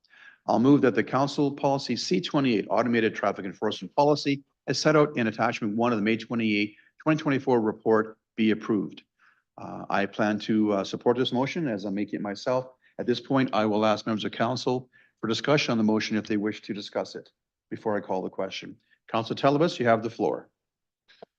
So I'll just speak to this really quickly. I understand everyone wants to push this through and get it over with, but I don't feel that the content's there without seeing additional documents. So if we compare it to the initial document, which focused on a lot of areas as to where we're going to be setting up our radar, our photo radar, and our electronic enforcement and the purposes behind it, I feel like we're lacking and very vague in this procedure, in this policy, pardon me. So I won't be supporting this motion. Thank you, Councillor. Other members of council discussion on the motion? Councilman Newkirk, you have the floor. Yeah, thank you. The question was asked of Mr. Melvin, and I don't know if it was as clear of a question and answer as I might have wanted, or maybe I misheard. Mr. Melvin, in the old policy compared to the new policy, there's more words, there's more direction, there's more procedural things, as Councillor Penrod pointed out earlier. In the new policy, as it was crafted, how much procedure was taken out of the old policy to get to the new policy? Like, how did we get there? Is this more of an update, or is this a house cleaning exercise between policy and procedure? Just, thank you for answering a similar question here. Through the mayor to Councillor Van Nieuwkerk, we pulled a lot of the procedures out of the new policy as they're not required and put them into the business rules. So the policy is the policy, and the business rules state the business rules of how the city will run that through the normal contract between the city and the contractor. I hope that answers your question. Yeah, it does. And when I reviewed this, I was trying to understand what it was, and what I saw was the procedural pieces coming out. And then I looked through, the first thing that I checked out was the definition section, because back in not too many, well, I guess a few years ago, we started putting better definitions into some of our policies. And, the second bullet point down, in the definition of automated traffic enforcement, it says means the use of laser and photo radar to manage traffic enforcement, right? So, that is a blanket statement for all of the current uses of ATE, whether it's sitting with a gun, sitting with a camera, watching speed, or sitting with a camera, watching wheels. So if we were to exclude anything, is the policy the place to do that? Or is that getting into the procedure? Like what is the way to do that? And I'm re-asking a question. I know. I just want clarity in my mind. Thank you. Through the mayor to Councillor Van Newkirk, I would have to get back to you on that formal question. I know right now that all the list of the locations on where they are within the community are identified in the policy. They're also visually identified in the community with the sign that says photo radar enforced. So all our zones have to be identified visually in the community. But if there was a change to, we don't want to enforce this type of traffic offense, then I would have to dig into that and find out what that procedure kind of looks like so that I can provide the best answer back to council. Yeah, and we're always a notice of motion away from changing a bylaw, so there's that as well. And the more we talk about this, the more that I remember. And we've heard the conversation, or tried to be steered towards cash cow this evening. Well, I think our provincial government tackled that head on. They use speed change zones as a no-go. They took it away from the overpasses in Edmonton, and the focus on safety is there when you talk about school zones, construction zones, and like school playground and construction zones. That's the conversation around safety, and the province brought all that forward. So, so the cash cow issue, I believe, has been stomped on by the province, and all of us are already living that. So I don't actually think that's a reality as part of this conversation. So anyhow, Mayor, I'm happy to support what's in front of us here tonight. If there's a desire to have more of a conversation, we're only a notice of motion away from changing a bylaw, and that's the process we always have at our disposal. So yeah, thank you. Thank you, Councillor. Councillor Penrod. Then I'm going to call the question. I'm going to stick to that, okay? Councillor Penrod. Thank you, Mayor Daniluk. I'll be speaking in favor of what's in front of us. I do thank Councillor Natellenbos for pulling this off the consent agenda, because I know it is a piece that folks think about in the community, and it may have been sort of adjudicated and decided by past councils, and I always, as a sitting councillor, want to respect that. However, that doesn't make the issue disappear from the wider community, right? And so I think what we've done here tonight is had some additional conversation, and that's never a bad thing in my mind. So again, thanks to Councillor Natellenbos for making sure that that happened tonight. I do want to quibble with you a little bit, Councillor, with respect to there not being enough data, and Councillor Van Newkirk has already stated this, so I won't completely restate it, but the reason that I'm in support of this is I see this as a housekeeping exercise to more clearly delineate policy and procedure. Policy sits with council as an authority, and procedure sits with administration. And administration and council's hands, for that matter, have in this matter been thoroughly tied by the province.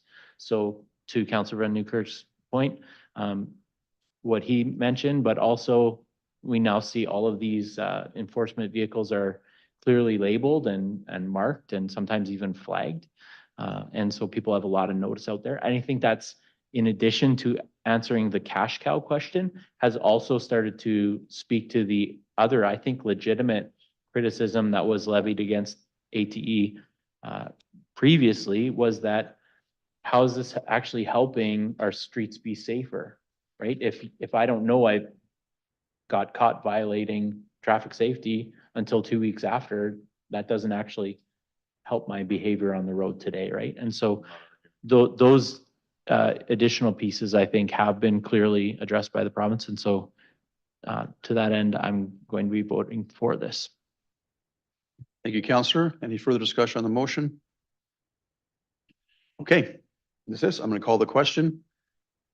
Councillor, please vote on the motion before you.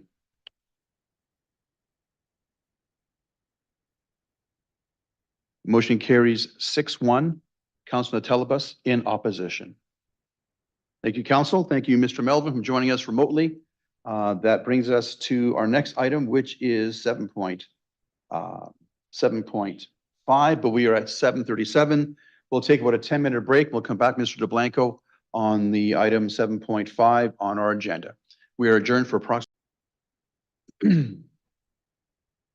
Thank you. We are now back in order after a short break. Next on our agenda is item 7.5, 2023 audited consolidated financial statements. Approval by council. Mr. DeBlanco. You have the floor, sir. Oh, I was told Mr. Blanco was presenting. I was misinformed, sorry. Ladies, welcome to council. Please introduce yourselves for the record and begin when you're ready, please. Thank you. So good evening to the mayor and council. My name is Jessie McDonald, and I'm the accounting and financial reporting manager with the city. With me, I have Ashley Zutz, who is the audit principal from Grant Thornton. Ashley is here to present on the audit findings for the 2023 fiscal year. Following Ashley's presentations, we are available to answer any questions related to the findings. And from there, Mr. DeBlanco, Director of Finance for the city, will present administration's report on the 2023 financial results. Good evening. I imagine everybody has the document in front of them. I'll just speak to what page I am speaking to as we go through. Do stop me if you have any questions along the way. I will presume everyone's had a chance to read the document, so keep it fairly high level. I know it's not as lively as Photo Radar, but hopefully keep everybody awake. So we do meet today to go through the audit strategy and audit results of our year-end report for the December 31st, 2023 financial statements. I know the statement date has been extended just due to some last minute item that came up that Jessie and her team identified. They had to get some more information to go back and needed some time to do that report. So we are engaged to report on the year-end financial statements, including our audit report that goes into the financial statements. We'll talk about today's report. We look at the FCSS report as well, which has been completed, the local authorities pension, which is almost done, and then the library audit as well, which we met last week, and that is in progress of being complete. So we are substantially complete. The 4 bullets on the right-hand side is as of May 22nd. All 4 items are typical of that time. They are all triggered to today's date as our procedures need to go up to the date that council approves the financial statements. As you imagine, our approach remains a risk-based approach. So those areas with greater risk of material misstatement, we spend more time on that. It does not mean that items that are not material quantitatively, we don't look at. All things are subject to testing. It's just that those with areas of greater risk of error, we do spend more time. The next page talks about audit risks and results. So the significant risks, the first 2 on that first chart on page 2, fraud risk and revenue recognition around government transfers and management override. Those are presumed risks of fraud under the Canadian auditing standards. They're applicable to every organization and entity. We highlight some of our responses and findings on the right-hand side of the table. I won't go through those in detail, but we have nothing to report or any findings to bring forward to council on those items. Page 3, the asset retirement liability. So this is a new accounting policy for page 3. There you go. Page 3. So new accounting policy under public sector accounting standards. So this would be applicable for all municipalities in the current year. We're required to adopt. So what it looked at is if you, for the simplest example, would be the age of the building, and depending on what material it was built out of, you could have asbestos in your building. It does not mean that you need to remediate it today, but at some point in the future, there's a legal obligation for the city to remediate that, whether through special demolition processes or if you disturb it in construction and do a remodel or remodernization, you would need to incur future costs. One thing accounting standards likes to do is if you know there's a future cost, you need to report it in your financial statements today. So management engaged a third party, recognizing they might not have that internal expertise to make an estimate of how much that would cost to remediate. There was a multi-step process taken under management's review. So they worked with infrastructure to assess which buildings had higher risk of having an existing asset or retirement obligation that they would need to satisfy. They then hired Alberta Safety and Environmental Services Limited, or AES, to perform some testing, and they went to those specific buildings as prescribed by management and did specific testing, including looking at light bulbs, paint chip testing, et cetera, and got an assessment of how much it would cost in their mind to remediate the work based on the testing results. The estimate that they gave them was in today's dollars. However, management knows that they're not going to satisfy that amount in today. It's going to be sometime in the future. So the standard requires management to estimate when they think that cost will be incurred and how much it will cost in X number of years. So if management thinks they're going to incur the cost in 20 years, how much will it cost in 20 years? And then we bring it back to today's dollars. So it's a very mathematical exercise. Management did look at that calculation and determined that they would record the retirement obligation. It's a liability on your balance sheet, and it goes other side is to tangible capital assets. And it is recorded in today's dollars at that 1.095 million. There's an unadjusted item that we'll talk about in our next statement, just to account for the difference between today's dollars and what the future amount will be in today's dollars. It's easiest way I can explain from that side of things. So management did also adopt only in the current year. They did not restate the comparative. So it looks like there's big increases. There's an option. You could go back and restate or apply in the current year. They only applied in the current year. So additional note disclosure has been added into the financial statements to allow users to understand the impact of the 1.095 and how it was recorded in your financial statements there. So again, all municipalities are subject to this, anybody who follows public sector accounting. So it is a very new accounting standard for everybody and lots of changes from there. There is another new accounting standard as well, and that was financial instruments for the city of Beaumont. That was a very incremental adoption. It was just some more note disclosures because unlike your larger municipality counterparts, you don't have investments in equities or derivative contracts that could expose you to some complex accounting. We do inquire about fraud and illegal acts, which management noted that they are not aware of any. And then if management engages a third party to assist with financial reporting or aspects of financial reporting, we just need to assess their independence and their capability of doing that. Obviously, Alberta Safety and Environmental was somebody that management engaged. So we understood their expertise in that area, and we relied upon their dollar value for the estimate in the financial statements. On page 4 is the accounting estimates. So we do spend more time on these items in the financial statements. Obviously, you can't trace to an invoice to support them. There is invoices that we look at, but there's obvious management expertise and assumptions that are built in. So we do look at those estimates. We did not identify anything that we would want to bring forward except for the asset retirement obligation. New accounting policies I already spoke to. There's the 2 there. And then on page 5 is our summary of adjusted items. So no items were adjusted or items were identified as part of our audit that were adjusted in the financial statements. The uncorrected misstatement, so that chart in the middle is not recorded in the financial statement, so it's unadjusted. That is talking about the asset retirement obligation to estimate the future value of that and how it was not recorded. So the asset and the liability are understated by $120,000. If you imagine to the value of your balance sheet, that's incremental. So we were comfortable with management's position of not adjusting that item. It will stay on there and for forever until it's adjusted for. If it grows beyond materiality, there could be a point in time that amount has to be recorded in the financial statement.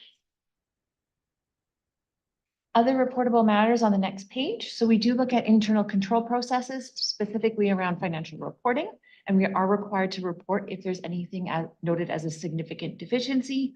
We do not have any reportable observations for the city of Beaumont. I know Jesse has been here for a full year, which has allowed some additional segregation that has been reported in previous years. We always talk about cybersecurity. It is a hot topic and it's usually back of mind until it's front of mind, and it's not usually front of mind until it's a bad situation. So we just want to bring that forward. It's whether it's phishing schemes or just various items. I know lots of organizations have various preventative programs in place to help reduce this risk. Independence, we are required annually to declare our independence. Around there, we have nothing to report that we are not independent of the city of Beaumont. Technical highlights. So in the appendices, we have some very light technical reading about accounting, future accounting and auditing standard changes. So just to let you know, next year there are two future accounting or two new accounting policies that could impact the city of Beaumont. So that is revenue and recognition. So for any revenue that doesn't have already a current standard to recognize it, they have created a new standard. And the next one is private-public partnerships. So we often see this in school boards where you've entered in with a third, like a private company to build either a roadway or a new school. There's very specific accounting if you enter into or have entered into those arrangements. So I know Jessie and her team will get into that and that analysis sooner than later to understand the impact to the city of Beaumont, if any. Appendix A, if you've been on council for a while, it is very familiar. It highlights the roles and responsibilities of the city council, management, and Grant Thornton throughout the audit process.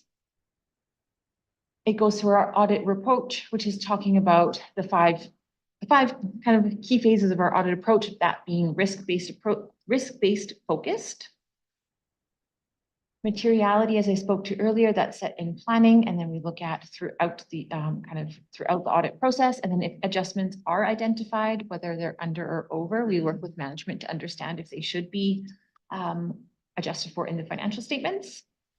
And then the other items, Appendix B, we just talk about other areas of focus. So accounts payable, property taxes and sales usage, and deferred revenue. So we also spend some more time on those areas. In the financial statements, no issues were noted as part of our audit procedures performed. Appendix C, which is page, there's no page number, but Appendix C is our draft audit report that will be included in the financial statements. It is a lot of words to say it's a clean audit opinion. So similar to prior years, it also highlights the responsibilities of city council to the financial statements, management, and the auditors. And then Appendix D is our draft representation letter that will have management sign. It will be dated today, the day of the approval of the financial statements, and that will be sent to us. And then our audit will be concluded and sent. It's very high level, but I'll open it up now if there's any questions. Thank you very much. Any questions from members of council? Or Ms. Zutz? This is your third or fourth year presenting to us. I think it's the third year, second? Yeah. Okay, I thought it was longer Still than that. but relatively new. Welcome back. Thank you. Great report, very, very thorough. Thank you in your review. Seeing no further questions for our auditor, Councilor McCook. Sorry, just a quick question around the cybersecurity risk. Can you just give us a quick rundown on that again? Like, are there additional things we should be doing to prepare that we haven't? For sure. So as part of our audit procedures, we do understand if there's additional risk to organizations. For instance, if you don't have a cybersecurity assessment or haven't thought about it, we'd want to bring that to your attention. It is there. When talking with the city of Beaumont, we do have appropriate measures. Often they're very preventative. So it's reminding and training people and sending out the emails as they go. They purposely try to go after those that are new to a role, Friday of a long weekend where you might not think about those processes. And the easiest and most effective way is just to train our people, because it's usually human error that catches those things or as a result of them. Nothing to bring forward. Okay, perfect. Thank you. Thank you very much. Thank you, Councilor. Councilor McGough-Swain, you have the floor.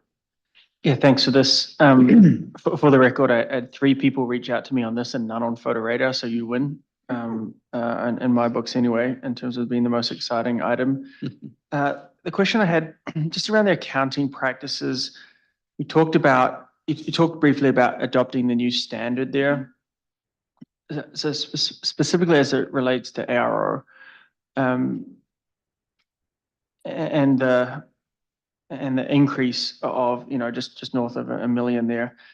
You kind of touched on it, but I didn't quite understand. So I understand the matter here, but I didn't understand when you talk about response and our findings of what that actually impact is. So new accounting treatment, I get that, new ARO where we're treating that, but how does that overall impact? Clearly it's not top of the report, so you're okay with it, but maybe just help me understand that a bit better. For sure. And it's easier when you see it in the financial statements versus the report, but what you will see on the statement of financial or a balance sheet or your statement of financial position is your tangible capital assets will increase by $1 million. And you'll have a liability called asset retirement obligation on your balance sheet. That was never there historically from there. So when it sticks out on your balance sheet, because it's brand new and it didn't exist from that standpoint. So just to clarify what I understand, the ARO, we didn't have that in previous. And so now we do have it, and therefore, like, I understand the concept of ARO, but this is the first time that we've actually put this on our balance sheet. Is that what I'm hearing? That's correct. So Okay. it doesn't mean the city wasn't liable Sure. for these. Yep. The accounting standard change that makes you recognize it now. So historically, public sector, you did not have Yep. to recognize it, and now they're making you. Okay, perfect. that's That fine. makes sense. Thank you. See no further questions. I appreciate that. Was Mr. DeBlanc now going to speak from the city's perspective? So again, please remain in case we have backup questions. But with that, Mr. DeBlanco, you have the floor. Thank you. Good evening to the mayor and council. I'm Curtis DeBlanco. I'm the director of finance for the city. Administration's report provides council with a summary of the financial highlights and budget variances as information, as well as there are a few motions recommending transfers for the operating surpluses to reserves. The majority of the variance analysis within the report hasn't changed materially from the 2023 year-end report that was delivered to council in March at the committee delivered to committee at the committee of the whole meeting. So I'm not going to go through in a whole lot of detail on those. In short, the city realized a revenue surplus of approximately 1.1 million within its operating budget. Additional sales and user charge revenue, as well as surplus in licenses, permits, and fines are a few factors. On the flip side, on the expense side, the city's municipal operations exceeded the budgeted expenses by 1.1 million, mostly from inflationary pressures. There is one item within the financial statements, which is the $500,000 pertaining to the one-time accrual for RCMP back pay. And pending approval is going to be offset by a transfer from the financial stabilization reserve. The 2024 municipal operating budget has been adjusted to forecast additional costs reflecting the RCMP back pay and the reflection within its existing contract rather. So by and large, overall, at the completion of the audit, the 2023 operating surplus is approximately 0.3 million, which is equivalent to a variance of 0.5% of the overall operating budget. On the utility operating budget, utility operations saw a net surplus of 153,000 after the budgeted transfer to the utility reserve of 1.5 million. And for this surplus, once again, administration recommends this net surplus be transferred to the utility reserve. We just heard discussion on asset retirement obligations. Within that, the city recognized 10 million in capital additions in the year, which includes that 1.1 in asset retirement obligations. The extent of an asset retirement obligation liability is limited to the costs attributable to the removal and disposal of hazardous materials from these buildings. We did engage a third party to do their professional judgment and findings, which is what our estimate is based on. And once again, that estimated liability is 1.1 million. With regards to what and recommended transfers to and from, the city transferred $6.3 million to reserves. And this is inclusive of what was budgeted to transfer, any interest earned on those balances, as well as the allocation of last year's operating surplus and deficits. Should council approve the recommended transfers that are in the report, balance of all reserves will be approximately $200,000 higher than what was forecast at the time of the 2023 budget. Once again, talking about that RCMP collective bargaining agreement, municipalities are required to cover the cost of 6 years of back pay. The city did negotiate the actual payment of this amount until 2025, but because it is a liability, the cost must be accrued in the 2023 financial statements. Once again, to offset this accrual, administration is recommending a draw from the financial stabilization reserve to cover this off. This transaction is currently reflected in the statements, and administration is recommending that that transfer be done. Administration is further recommending that the municipal operating surplus of 0.3 million be transferred to the financial stabilization reserve. The balance of that financial stabilization reserve after the transfer will increase to 1.3 million. Alluded to it already, for the utility surplus, the recommendation is that be transferred to the utility reserve, which would add an additional 159,000. Administration reviews the balances of reserves at year end subsequent to finalization and may recommend a reallocation within the balances to council for approval. We're undertaking this analysis right now, and in the context of the 2024 budget, actually. This recommendation to reallocate balances will be presented as part of a 2024 capital budget adjustment report, which is we're expecting to come to council in June. With that concludes my report on the finding or the results from the 2023 financial year. At this point, I'll turn it back over to council for any questions. Thank you. Hey, Mr. Blanco, appreciate that. Very good report and overall good information. Thank you very much. Any questions, members of council, before I'll go to the motion on recommendations on the report? Seeing none, then I'll go ahead and move, if I could, Madam Clerk, would you please put the recommendation on the screen and I'll go through it. I move that the 2023 audited financial statements as set out in attachment 1 of the May 28, 2024 report, 2023 audited consolidated financial statements be approved, approved report be approved, that a draw to cover the RCMP back pay in the amount of 541,142 from the Financial Stabilization Reserve as of December 31st, 2023 be approved, that the transfer of 2023 net municipal operating surplus in the amount of 275,109 to the Financial Stabilization Reserve be approved, and that the transfer of the 2023 net utility operating surplus in the amount of 159,028 to the utility reserve be approved. I will not speak to the motion. I think it's very straightforward based on the reports, information we got from our auditor. To open up to discussion, members of council on the motion. Councillor Penrod, you have the floor. Thank you, Mayor Daniluk. Just wondered, Mr. DeBlanco, if you could elaborate a little bit. You mentioned that the city has negotiated to pay that back pay to the RCMP from incurred from collective bargaining in 2025, but that accounting rules mean we have to realize it in 2023. I understand that piece. Just wondering, this money now comes out of that account. Where does it go? What's the point of paying in 2025 if we have to realize that cost now? Yeah, thanks for the question, and through the mayor to Councillor Penrod. It's really a question of treasury. If the money can sit in the city's bank accounts and earn interest, it just makes sense to do that. We're just deferring payment a few years. The recording of the transaction is, once again, like you mentioned it, an accounting transaction. So it does sit as a liability on our books, and at the time of payment, that liability goes away. Thank you, Councillor. See no further questions, members of council. I'll ask you to vote on the motion before you, please, council. I carry unanimously, 7-0. Thank you for our guest presenters for the presentation. Move on to our next item on our agenda is 7.6 cricket practice pitch project update. Mr. Chartrand, your job is easy. Councilor Makov-Swain only has a question. There's no need for a presentation on the cricket, but please sit down in case something pops up. But we'll begin with simply the question from Councilor Makov-Swain. There's no need to go through the entire presentation on the report. We'll just, in interest of time, we'll move along to the question, please.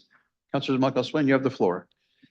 Yeah, thank you. First, thanks for all the work going into this. Looks really good. The one piece I just wanted to pick up on was there's a paragraph in there that talks about the potential for the amenity to be used as a batting cage in the future. However, this would require some modifications, including addition of electrical servicing to support the pitching machine.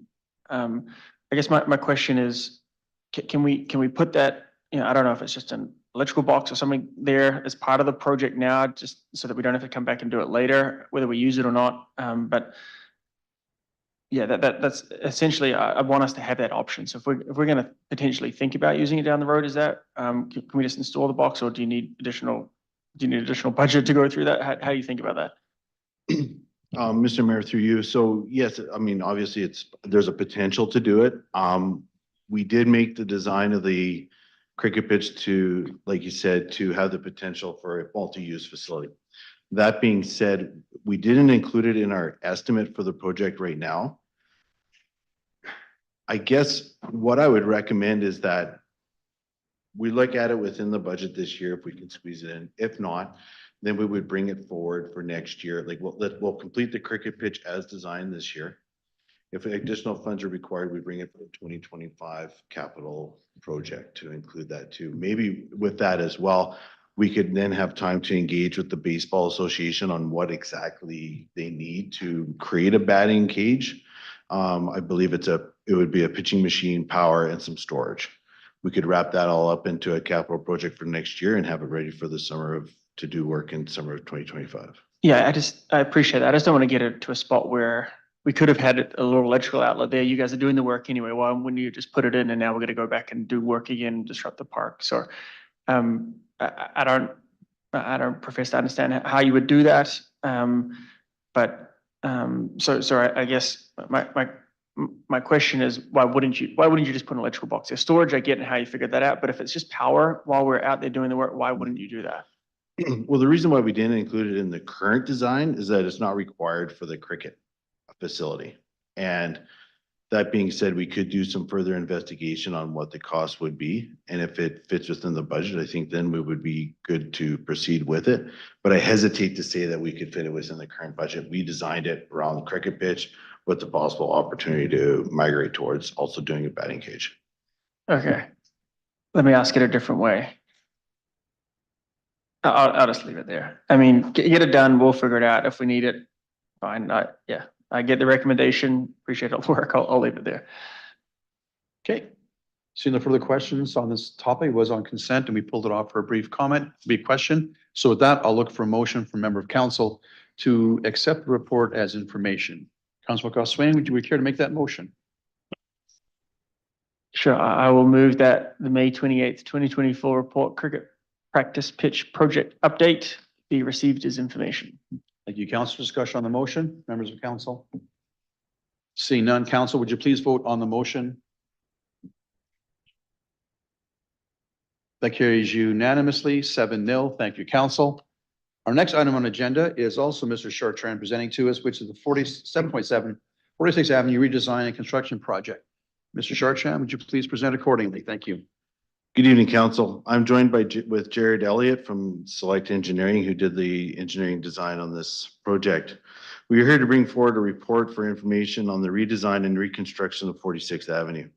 This report is following up on a commitment from administration to provide council with a viable recommendation to resolve the parking and clearance concerns along 46th Avenue. We have provided council with a conceptual design and Class B cost estimate for this project. The estimate provided comes from the conceptual design provided and is using current costs aligned with other similar projects done within the capital region. This design provides residents living along 46th Avenue with full-time parking access while allowing for required clearance for both emergency services and municipal operations activities. Administration recommends that council receives this report for information, and a budget amount of $160,000 will be included in the upcoming 2024 capital budget amendment report for council's consideration. We are now ready for any questions that council may have. Thank you, Mr. Chartrand. Appreciate that. Councilor Penrod, you pulled it off consent, so I'll give you the first crack at actually asking a couple of quick questions. Councilor Penrod, you have the floor. Thanks, Mayor Donald. Appreciate the report and look forward to discussing the budget implications down the road when that comes to it. Just wondering, I didn't see, oftentimes we have in these reports a piece being specific about what kind of engagement has been done here. So just wondering if you could give us a sense of where the engagement has been here. How do we know this is a problem that needs to be solved? Why aren't we just sticking with the parking bans? Mr. Mayor, through you, so that the engagement that we did have, because there was only 5 residents living on the street at the time, was the residents that are living along 46th Avenue really desire to have full-time parking along that street, which is not available under its current design to both do snow clearing and for emergency services activity, typically or specifically with fire retention. Thank you. And we did definitely hear those concerns, so thank you for that. Just wondering, I wanted to clarify that the intention is to not lose the trees there and to actually protect the trees that are in that median space with curbs. Is that correct? And eliminate the rest of the concrete median? No, Mr. Mayor, through you, we're currently only keeping the light standards that are in the median. Pardon me. With the light- shrubs on each end of them and a protective curbing in front of the light standards so that it protects both the light standard and from residents encroaching into that area. Thank you. I see that now. Appreciate that. That's it. Thank you, Counselor. Counselor Telebus, you have the floor for a question. Thank you, Mayor. Just a quick question. My understanding is we had gone through this last year, more so on the maintenance side of things, and we were able to come up with a solution by using smaller equipment to clear the snow and what have you. Am I correct in saying that? And what prevents us, if that is the case, from continuing to do that as opposed to deconstructing what we've already put in place? Mr. Mayor, through you, so for the snow clearing activities, this would reduce the actual cost of doing snow clearing on a regular basis, allowing for more access and not as much specialized activities. But one of the other key components of this design is for the emergency services ability in there. Currently, the equipment is not able to safely operate within the right of way to do any front servicing fire engagement. So it's really a two-pronged reasoning for the new redesign. Perfect. Thank you. I won't beat this horse too much because I know it's a learning lesson for absolutely everyone here. But yeah, hopefully in the future we don't find ourselves in similar scenarios. But thank you. Thank you, Counselor. Any further questions from members of council on this particular report? Seeing none, thank you, gentlemen. I'll ask for member of council to move the motion to accept the report as information. Counselor Penrod, you have the floor. Thank you, Mayor Daniluk. I'd like to move that the May 28th, 2024 report, 46th Avenue redesign and construction project be received for information. Thank you, Counselor. Wish to speak to the motion? No, that's fine. I didn't expect that. I'd always give you a chance in case you want to speak to it. Any discussion on the motion, members of council? Seeing none, council, would you please vote on the motion? That carries unanimously, 7-0. Thank you, council. Next on our agenda is 7.10, motion following notice, Council Telebus, reducing costs on public engagement. Council Telebus, I'll ask you to move your motion when it's on the screen and then speak to it accordingly. You have the floor. Perfect. Thank you, Mayor. So I move that by the end of the fourth quarter of 2024, administration provide a report on options to reduce the cost to residents on engagement. So example, combining surveys into single engagements and what options are available to continue to encourage public engagement. Thank you, council. Please speak to your motion as you see fit. Absolutely. So the reason I've put this forward is obviously public engagement is critical, but I feel like there's more effective ways that we can do this by reducing the amount of engagements we do, which will significantly reduce cost. I was able to get some values here as to an approximate amount that we spend on these engagements, and they range from the $10,000 to $25,000 per engagement. And obviously it varies per each engagement, but if we have the opportunity to combine 3, 4, 5, or 6 of these in together, let's just say at 20 grand, we're looking at maybe $100,000 in savings. So again, I want to emphasize the importance of involving the public, but maybe strategizing it in an approach that can significantly reduce costs to our taxpayers. Thank you, councillor. Open up to members of council for questions on the motion. I have a couple myself. I'll go to the members of council who may want to speak first. I see some. Okay, I'll go first, no problem. So if I can ask a question from administration, should this motion pass, do we have an approximate idea of what it would cost to do this actual research on this report, please? Give me an idea what that might be.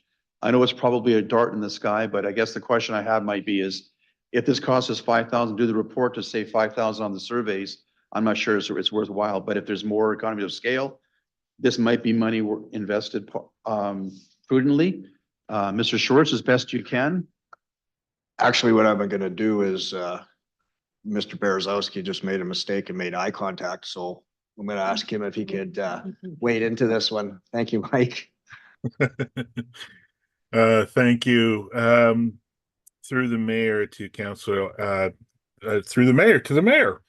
Happy to answer your question on that. This is actually work that we would be able to complete in-house. Okay, so any house is okay, it's part of our current budget, but I just want to get an idea what we'll spend to do this. But if you, there's no cost involved to do this report, should this motion pass, that answers my question for now. That's what you're telling me, which is fine. It is, thank you. Okay, my only concern with the motion is we're coming from fiscally responsible. I get that totally. I guess my only concern is when we have done public engagement in the past, I haven't seen a lot of opportunities for overlapping surveys between different topics, which is part of the report you're requesting, which I understand that part. But I am hesitant to sort of look at any kind of reduction in public engagement. That is one of our key things to do, is engage the public. So I don't know how much we'll save by doing this, but if it won't cost as much to do the report, I'm interested in finding what the results of the report would be. But I'd be hesitant to roll back any kind of public engagement significantly, because that is one of our biggest ways to make sure we're doing the right things and the public has a chance to engage with us. So with that, I'll pass on to Councilor McGough-Swain, followed by Councilor Van Nieuwkerk. Councilor McGough-Swain, you have the floor. Thanks. Just a couple of comments, I guess. First up, one, public engagement, generally, rule of thumb is, you got to tell people what you're asking for and that they'll come for a specific issue. I would struggle to combine if it's on feedback on land use bylaw, a cricket pitch, a median and 46 Ave, right? Like you're just going to get confusion. So I don't quite understand that. I guess the bigger picture for me though is like, I'm not sure we need a motion to tell Mike to be cognizant of costs. I say Mike, sorry, Mr. Berezowski. Like the engagement has improved significantly. And I think it's a bit too simplistic to say 20 plus 20 plus 20, you save 80 grand. I think we might end up spending more money to go and redo it all. And so my general sense is that our engagement practices under Mr. Berezowski have improved drastically, and that they find the efficiencies where they can. And if knowing when things come up, combine things that are naturally need to be combined, they're not, I don't think Mr. Berezowski would need a motion to think like that. That's their whole department. So I'm not sure where this is coming from. I think our engagement has stepped up. I think the reality is that we're the ones directing administration to do all this public engagement, and that's why the costs are going up. And so, yeah, I'm not sure why we need to do that. In saying that, just so Steve doesn't yell at me, if it's just for more information and Mr. Berezowski wants to come back and it's not going to cause too much work, I'm okay, and get them to think about that. I'd be interested in your opinion on that down the road, Mr. Berezowski. So I'm okay to support the motion here, as long as this doesn't seem like too much work. I'm sure Mr. Berezowski, you would speak up if this was going to be a lot of work. And so I'll support the motion, and we'll see what comes back in front of us. Thank you. Thank you, Councillor. I appreciate that. Councilman Newkirk, followed by Councillor Penrod. Councilman Newkirk, you have the floor. Yeah, thank you. I wasn't sure which way Sam was going to go with that, because I just wasn't feeling where you were going with that. So, yeah. So anyhow, what I say is that we have communications professionals and we employ them and they have their roles. And my expectation is that this is already their job function. In our business, the folks who do the tasks associated with their role are expected to keep the costs down, are expected to drive efficiencies. And that's the efficiency driving is what I've seen time and time again out of our communications department. So I think this is an expectation of job function already. I'll support the motion because Mr. Berezowski said it's something that can be handled internally. So that's where I'm at. But just to be clear, this is an expectation of job function for myself. That's where I'm at with this. And then the other thing I thought of is report on options to reduce the cost to residents on engagement. Reduce from what? From where? Data. Where's our data, right? Engagement happens issue by issue, task by task, project by project. One of the places where there's very, very broad engagement where I think this could be helpful might be in like the rec master plan, when there's like all these opportunities for engagement. I think that administration working with providers who update that one day, I think this is completely relevant.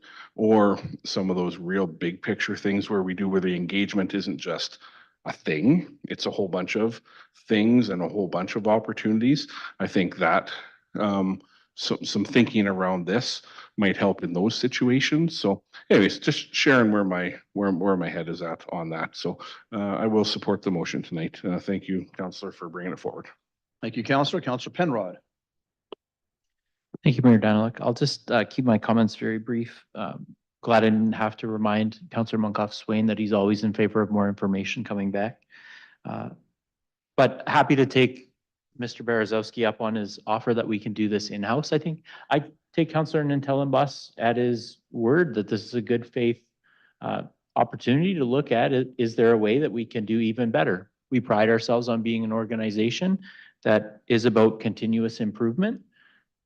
I take this as just an opportunity to look and see, we're doing a great job. Can we do even better? So I look forward to seeing the report when it comes back.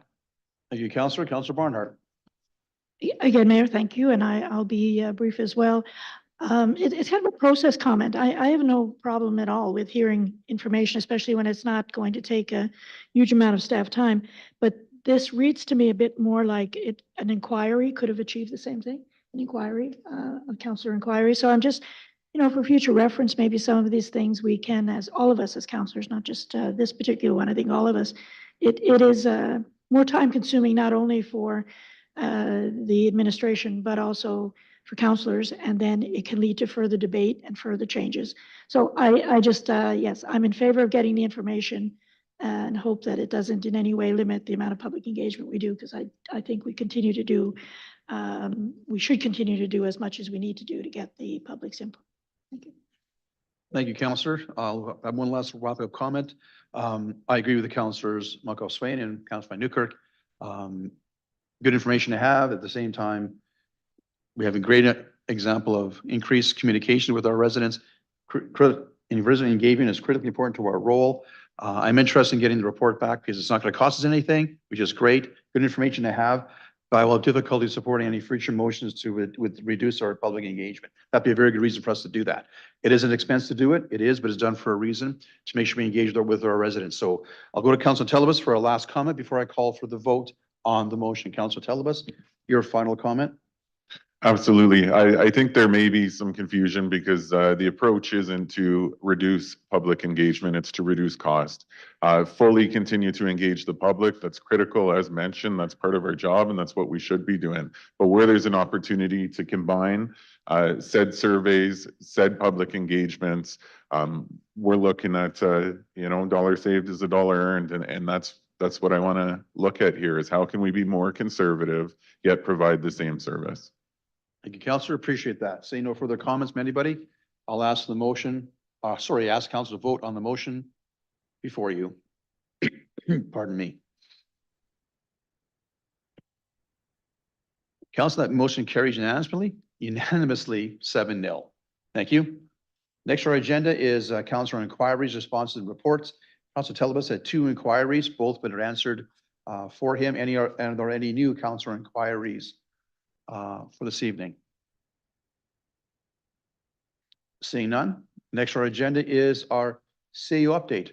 Mr. Schwartz, you have the floor. Thank you very much, and I will be brief as you will get a copy of this anyway, but for those that are paying attention. Let's look, first of all, Centerville Park, even though that's not the name of the park, the grand opening occurred this past week during the Beaumont Days, which was extremely successful. I've heard nothing but great comments about the park, and it is very unique. So thank you for council and the mayor for showing up, all of you showing up and doing the ribbon cutting. We do have yet another feature being added to the park, and that is Corey's favorite, which will be the gas fireplace that we know won't have any operating issues or anything else, right, Corey? So that'll be going in shortly. So that'll be another feature. I do want to show on that second picture, though, I'm trying not to say something that's not very nice. The bollard lights that were installed apparently look like an ashtray, and people decided to put their cigarette butts in them. So we asked the public not to do that. It is not an ashtray. In fact, I don't even think you can smoke in that park.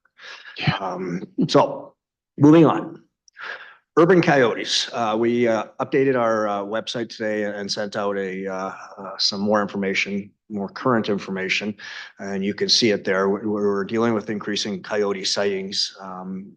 At the time of this, when this was written, we were exploring some solutions, and I'm going to share with you a solution that we've come up with. But there are some cautions there. Always remain vigilant. Coyotes are typically more afraid of you than you are of them. Very rare that there is an instance. Keep your pets leashed. If you're really worried about that area, in this case, St. Vital Hill, then stay away from it. Make a lot of noise, tell them to go away, and they typically do that. At this time of year, they're pupping. I didn't even know that was a word. So what ends up happening is the female stays in the den during the day and pretty much 24 hours and watches over the pups, and it's the male that's out wandering around looking for food to take back. So they typically do that in the silent hours, but we are seeing them. We have contracted with a company that's been doing some work in the region, and what they will do is come in and do an assessment of the area to determine potential sites for dens, and then they will bring out a tracking dog that will go and change the scent of the den, and you can figure out how he does that, which typically chases the coyotes out of that den. Now, it doesn't prevent them from going into another spot, but we believe this is a diligent act on the city's part, and thank council for the conversations that we had that got us there. So hopefully that will help people feel more safe. Pride Month flag raising ceremony, that's this Friday at City Hall. The ceremony is significant event that symbolizes our commitment to foster a welcoming and supporting environment for all residents. We're going to have a deputy mayor is going to be speaking at that function. The Ocean Youth Center has also organized an event. So we'll pop in there and say hello to them and be part of their event as well. The RV park from 1st of June to September 30th, Four Seasons and the RV parks we're permitting alcohol from 11 a.m. to 9 p.m. So we ask people to please drink responsibly and respect the rules. They're on our website. We trialed this last year, if you recall, and didn't have any issues. So we've expanded a little bit this year, and hopefully, again, no issues. From an infrastructure perspective, the Pride crosswalks will be painted at the high school on 50th Street this week for Pride Month. We're also going to get the line painting started here now that we've completed street sweeping. So thank you to the community. Street sweeping can be a slow and arduous task. I was watching the vehicles out there, our vehicles, and they did a great job, and people moved out of their way, and it's such an important part and makes our city look so much nicer. Then asphalt repairs will commence in June. A number of projects on the go. Juno Park drainage project beginning early in June. The fencing's up already. The addition of the fire feature that I talked about for the park is scheduled for later in June. And the next week, the city is offering curbside collection for large items for zones A and zone B. If you're not sure who that is, go and have a look on our website. Recycling roundup takes place this Saturday at the operations facility. That's a very popular event. So people can bring household hazardous waste, electronic paint, tires, and those types of things. Saves you a trip to the landfill. Finance, property owners will receive their 2024 property tax notices shortly. It's always a favorite time of year for them. They'll be mailed or emailed to those that have requested the email on May 31st. Deadline is July 2nd, and property owners are enrolled in Beaumont's installment program will just continue to do their monthly payments. We have more information on the web's page, including a fact sheet to help you sort out those notices, because I know sometimes they can be complicated for some people, and they are complicated. They confuse me anyway. Protective Service, Beaumont Fire Day Firefighter Pancake Breakfast was attended by over 1,000 members from the community. So that's another very successful event. And that's all I had. Thank you. Thank you, CEO Schwartz. Appreciate that. Questions from council? Councilor Swain, you have the floor. Yeah, thanks for the comprehensive update. I'll zone in on our coyotes. So first, thanks to admin for being responsive to that. I'll say a couple of things. One, if we're seeing, I think the challenge that the public was hearing is that they were talking about this online and on social media, and no one was contacting the city to let them know. So when we bring it up with you, your data says we don't have any coyote complaints. Yet I see pages or get tagged in pages that have hundreds of comments that are complaining about this, right? So, a PSA moving forward, like if there are issues, like Facebook is a channel, I'll say probably not the best channel, but the best way to get this message forward is to contact our administration, go through the service portal and log that. So that's how administration makes their decisions, database decisions based on people reporting it. However, admin, I appreciate that you heard the feedback around this and are taking some action on it. I think a lot of the challenges, we had some of those 100 comments, there are a lot of social media warriors in there who are extremely rude to our mayor, and that's disgraceful behavior online. And not to be condoned, but I think what happened is it drowned out some of the real fear that the community has, right? And so those comments in there that were in behind the ridiculousness, that there is real fear. And we had lots of people, we just obviously had an amazing weekend here in Beaumont who were concerned about walking around Beaumont, right? Our job is to look after safety. And I know that the mayor and this council takes that seriously and appreciate, and so does administration. And so, sometimes when you see those comments, it's quick to tune out, and quite frankly, I did as well. And it wasn't until residents actually reached out directly through email and walking up to us at barbecues and all this sort of stuff over the weekend that I really understood kind of where this was coming from. So, again, encourage folks to continue to reach out to council on these issues. That's the right place, and make sure you're logging that in with administration. And then the one thing I would just ask of administration, I know you put an update today, and Mr. Berzowski, apologies. I know I just got off a segment where I said I shouldn't do your job, and I'm not, but kind of. Can we just make sure we update that on social media? Okay, we've gone from, we said we're taking action, we're thinking about taking action, now we are going to be taking action, and this is what we're doing. And recognizing the balanced message, right? That just by getting this in doesn't mean that they're going to evaporate, but this is our next step. And then, so I'll leave that question there on that, and then I have just one closing comment. CEO Schwartz. At the time that was updated, we wanted to get it updated as soon as possible, especially when somebody identified that we had an incorrect number.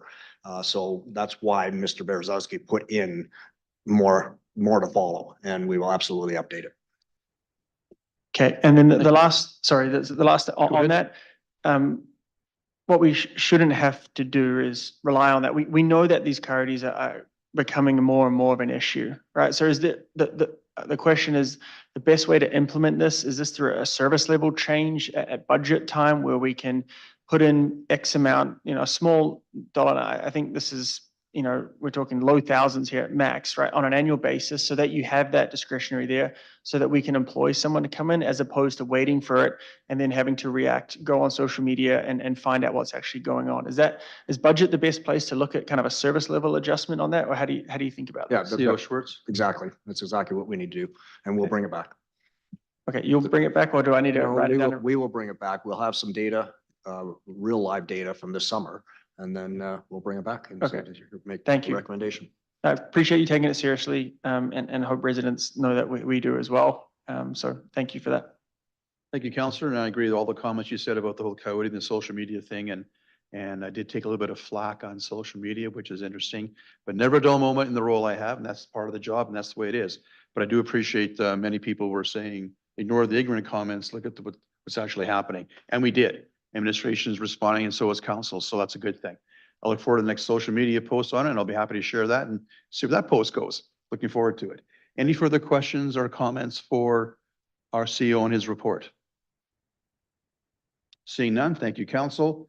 Next, our agenda, Madam Clerk, notice of the motion. Are there any notice of motion, Madam Clerk, this evening? Councilman Newkirk, sorry, your hand went up. I'm assuming you've got one to make. Yeah, You have the bet. floor. Yeah, you bet. Thank you. You're welcome.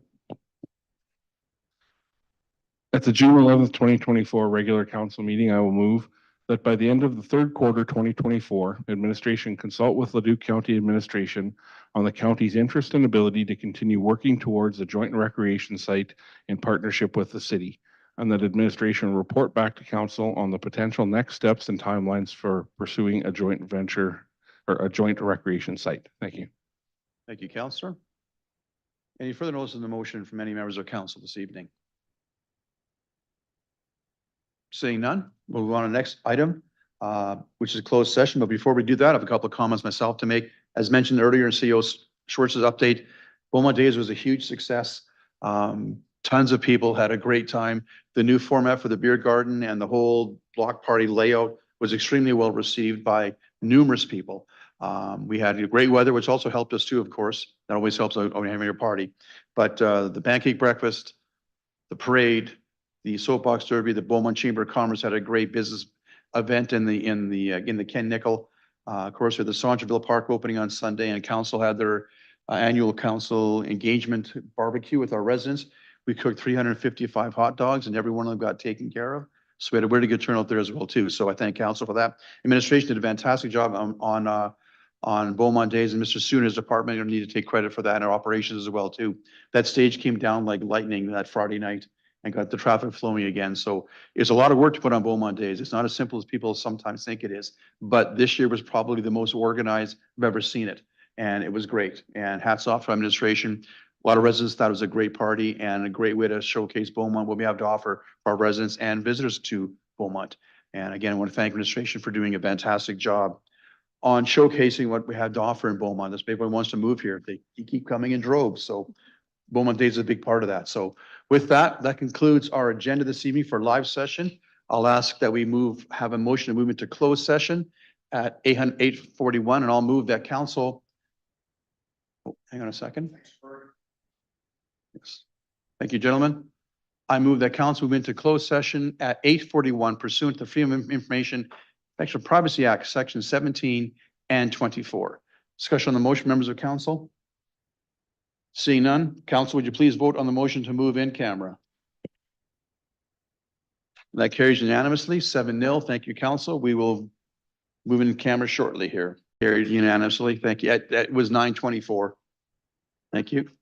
Thank you. We are back live from our closed session. We have no business arriving from our closed session. And with that, that concludes our agenda this evening. Thank you all for being here and attending. It's 9:25. We are adjourned. Enjoy your evening. Thank you.